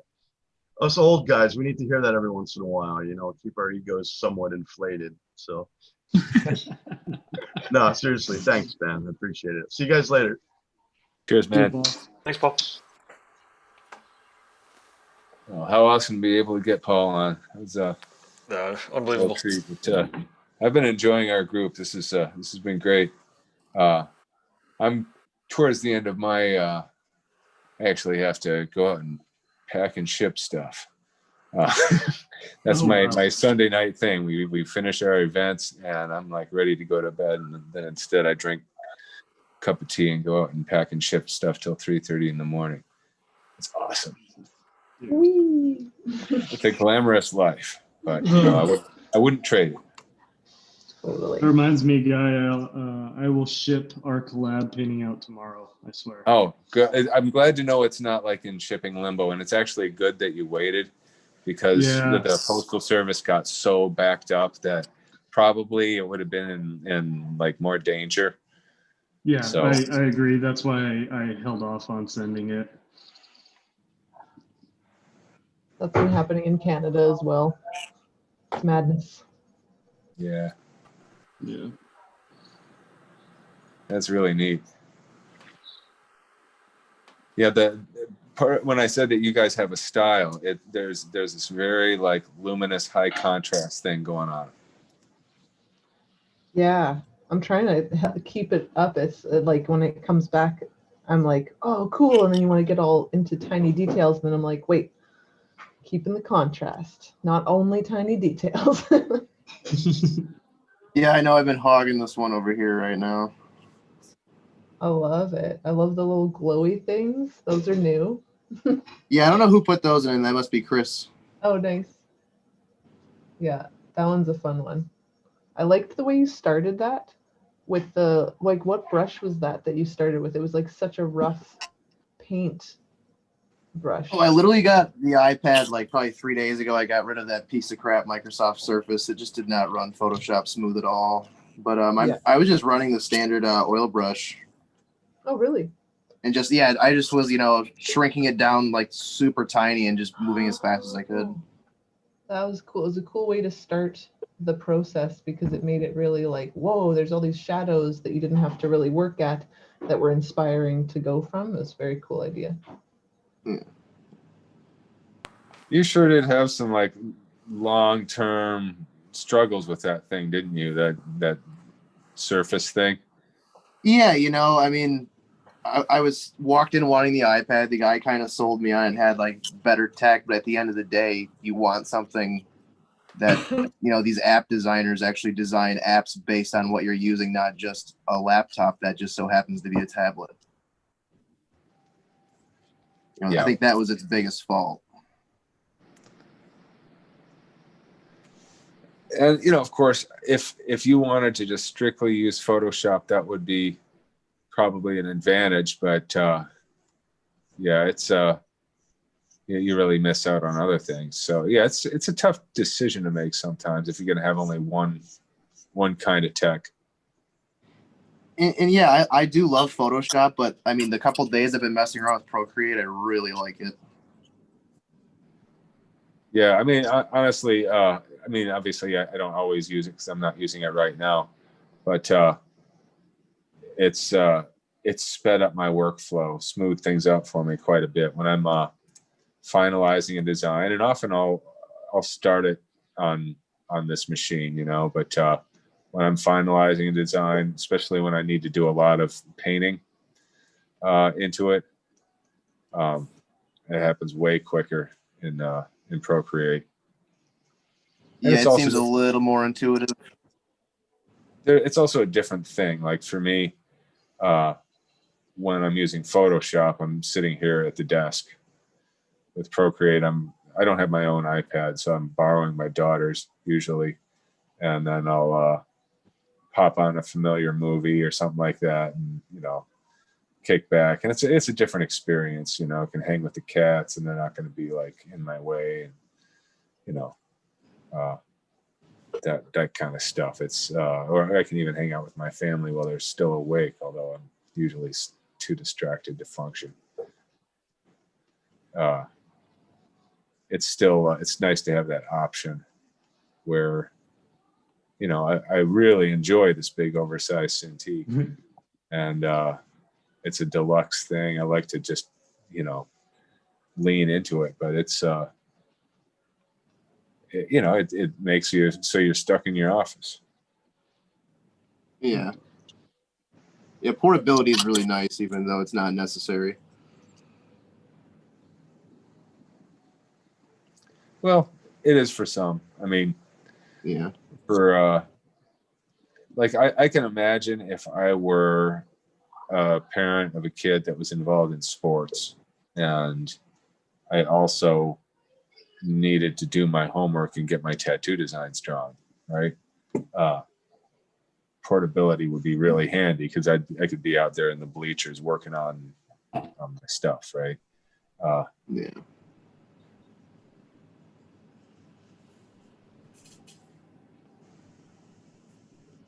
Yeah, I also like to you know, kind of keep up with the simplification, you know, because it seems like one of the things that's happening in Procreate is they're trying to simplify the use of it as much as possible, because that's sort of an iOS kind of thing, right? Where Photoshop is the opposite. It just every year they add on more and more stuff, right? It's gigantic, which is great. There's nothing you can't do with it, but a lot of us don't need all those tools. You know, as a publisher, I use a lot of them, you know, but as a tattoo artist, I could do without them. I actually quite like the limited functionality of like Procreate because of it. Like I think it's less noise for me to deal with. Exactly. You know, like less to play around with and like get lost in. Just like trying functions and shit. Yeah, less drop-down menus.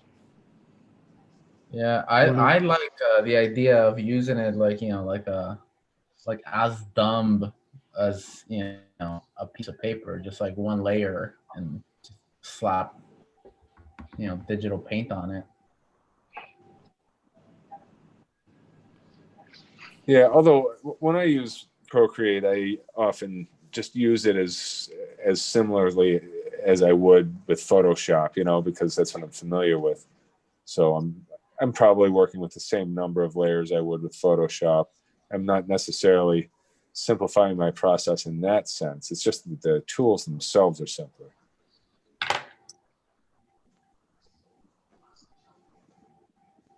For me, the most important thing on the iPad is that I just can hang around on the couch and draw, Yep. and not to have to sit on the desk. And I love to lie on the couch with the dog and just draw. So cool. And it's portable, as you said. You can take it everywhere.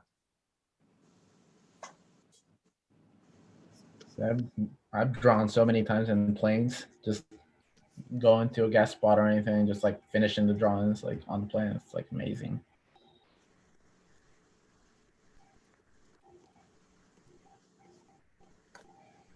Yeah, you know, I love sci-fi and fantasy art, among other things. I follow a lot of that. And before I knew I was going to be a tattoo artist, I wanted to do that kind of illustration. Wanted to do book cover illustration. I ended up doing album covers.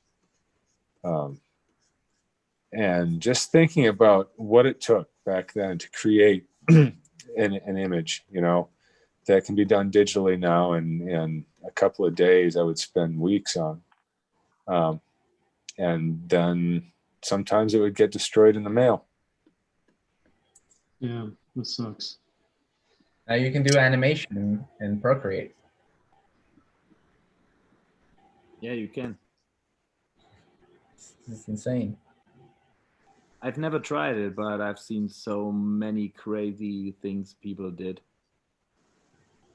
Yeah, and it's funny because like they're bringing it back to basics as well, even though it's like so high up in the chain of events. Like they're just like doing frame by frame animation, like it's just GIF making basically.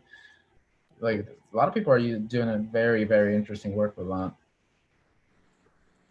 Well, they're able to do it because of the ease of use, you know, the simplicity and the ease of use that streamlines everything and makes it possible to just, you know, dive in and make something. We are now at officially 10 o'clock, which puts this stream at 4 full hours. Should we go around and show off everybody's stuff and tell everybody where to find you? Or, Yeah, let's do it. Okay, we'll start with Casey. And then Tivan, we're going to have to get your audio working before we're done. But oh, hold on. Okay, here we go. Yeah, we got you here, Casey. So you want to let people know the best way to find you? And... Yeah, you can just find me on Instagram at caseyball.art. You know, pretty simple. And this is one of the collabs that Chris and I were working on, or Chris, Sandy, and I. Oh, that's cool. Yeah. Sweet. Okay.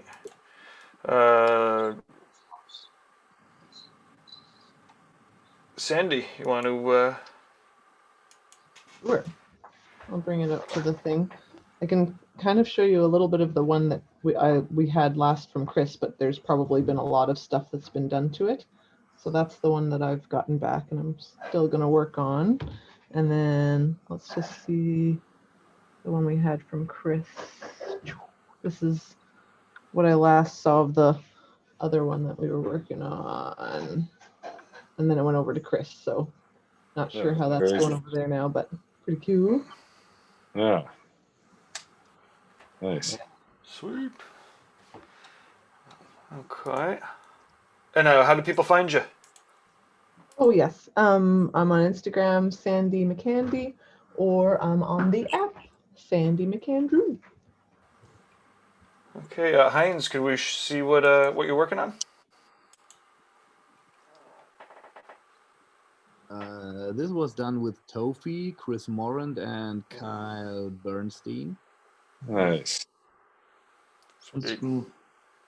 And I like the style Tofi bring in there, because I've done a lot of collabs with Chris Morand, and so I'm used to work with him, but this is different, and I like it. Yeah, Chris is an animal. He's done so many great collaborations. Yes. And you can find me on Instagram, Heinz Grained, but my real name is Ollie. It's just an artist name. So, or you check out the Biomech reference on Instagram. That's where I upload photos together with Markus. Awesome. Okay. Ty, you want to? I've got you spotlighted. Yeah, sick. It's just oil painting and chipping away at for, I don't know, a little while. Yeah, I love the finish on the shell. You can almost feel it. It's got this nice burnish to it. Yeah. Yeah, it's fun. I like it. And how could people find you? On Instagram, mainly just Ty McEwen on Instagram, and then I just downloaded the Reinventing app tonight, so I'll try to, be more active on there and whatnot. Sweet, sweet. Okay, Tivon, you're up next. At Spotlight. Hey, if you guys can hear me. Yeah, yep, it sounds good. Nice. I can't, for some reason, your camera doesn't seem to didn't go on for me. Hold on. No, but it's on. It's definitely on. Let's see. Pin to first screen, remove spotlight. It's probably my connection. No, now you're good. Okay. I'm Tivon. You can find me on Instagram at Tivon_Krieger. This is a collaboration with Sandy. Oh, I don't know if I could even pronounce her last name. Velfair. Anyways, both of these are collaborations with her. And That's cool. Those look fantastic. Yeah, she had to leave a little early, so hopefully we'll get some time to finish them later. Yeah, I love the lighting in that one. Hey. Nice. Good, Killian. Hi. I think the one that I worked on last is the one the guy is actually doing right now. But I can show you a little collaboration I did with Markus and Adrian a little bit ago. It's like I made this like little sculpture based off of like the one of the door they painted at Hyperspace. Yeah, the bathroom door. Yep, they did that crazy job on it, and yeah, I don't know if you guys can, like catch the detail in that. Yeah, it's cool. Yeah, it's that looks just like the door. Yeah, it does. It really does. What? That's sick. You nailed that shit, Killian. That's fucking cool. And how can people find you? Oh, my Instagram is at the Killian Moon, and you should also probably be checking out Biomech_Collective, which is the page that I'm running for Guy. Sweet. Okay, Guy, I think you're. Okay, well, this one here, the thing that's funny about this one is it's changed its direction like at least 3 times this evening. It just can't decide which way is up. But yeah, I think that this is, I don't know if Adrian worked on this one, right? So this was Killian, Markus, and I. And we've got a few of them, and I don't know if I've got the most current version of each of them. I have the first version of that. Let's see, there's this one here, which is pretty cool. Get it a little closer. All right. Hardly. Yeah, there's some cool fleshy stuff here that Markus had been doing towards the end there. This stuff. Wow. Yeah. Liking that. Well, let me see what else we've got. Let's see. That's the Adrian thing that we didn't get very far on. That was a different stage of that one. I know this is not the most recent version of this one. Oh, that's an earlier version of that. I don't know if that one advanced any farther. Oh, there's a much earlier version of that. Yeah, that one changed so much. Yeah, this one has probably been changed beyond recognition since then. Yeah, I know there's some other pieces floating around out there. Yeah, I could show the. I'll show what ended up in the drop box. Okay, yeah, let's check that out. Okay. And then, yeah, these are pretty cool. It's fun to see Brad and Markus. Can we see those a little bigger? You know, well, the answer to that is yes, but oh, here we go. Yeah, okay. Oh, fuck off, all you crazy. Okay. I think you could put it as full screen and then just like go through them. Oh yeah. Okay. Let me try to. I guess let me go all the way to the beginning first to do such a thing. Or should I go to? Or is it just going to loop around?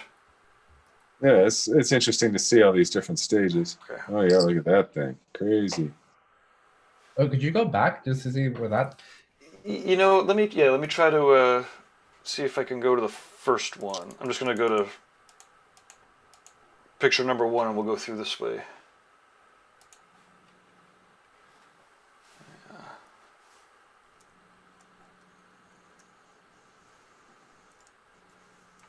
Yeah, you can see that's an earlier rendition. Yeah, that one. Yeah, looked real. if we get numbers in the file names, then they might go in order. That looks just like Damascus. Up there. Yeah, we'll figure out a more solid naming convention.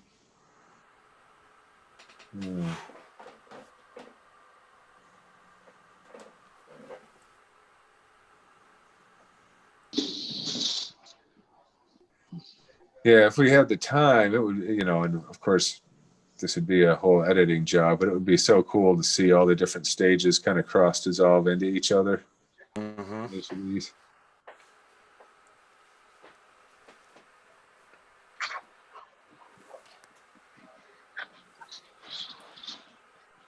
Yeah, I love that one. Yeah. Earlier version. Oh well.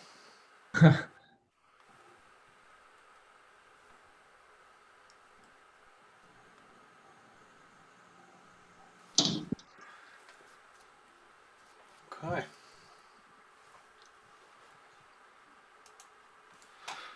Well, there we go. That was a fantastic run. Yeah. Well, to everyone who tuned in tonight and enjoying the festivities, it's been a blast. Thank you. And we're curious to hear feedback about ways that you think we can improve these events, because we're going to keep doing them. And I think we're going to do other collaborative jams like this. Some will be bio-based, but we'd like to open it up to every style. But we're curious to hear any ideas that you have for, particularly the kind of activities that we can all join in on and try to get through this winter without going too stir crazy. Awesome, sweet. Well, we'll catch up with whoever's at the drawing group tomorrow, 9 a.m. Eastern. Oh yeah, that's right. We got Jake Meeks' drawing group, and then for Reinventing subscribers, we're going to be having our sort of our final elemental project that we were talking about last week, where we're going to bring together all the things that we've been working with. We're going to be doing some kind of a rock form with fire, water, and atmospheric turbulence. And we're going to start it tomorrow night and have the week to work on it, because this is going to be kind of a finals project. And to anyone who has not been present for the 5 elemental exercises that we've had, but wants to participate in tomorrow's thing, you're welcome to. Gabe, how are all 5 of those available for subscribers to view? I believe, yeah, if you go to the exercises folder inside of the curriculum, then it should have all of the replays. Okay, so if you've been joining this group, since the first of those, you can always go back to those and review them. The Andre Malcolm classes on doing finger waves are extremely helpful. I can actually draw legitimate looking finger waves now because of that. Yeah, that's what's going on tomorrow night. Awesome. Well, thanks again, everybody. I am going to, everybody, as you say your goodbyes, I'm going to click the end meeting for all kind of in the middle because there's no real actual end, but goodbye.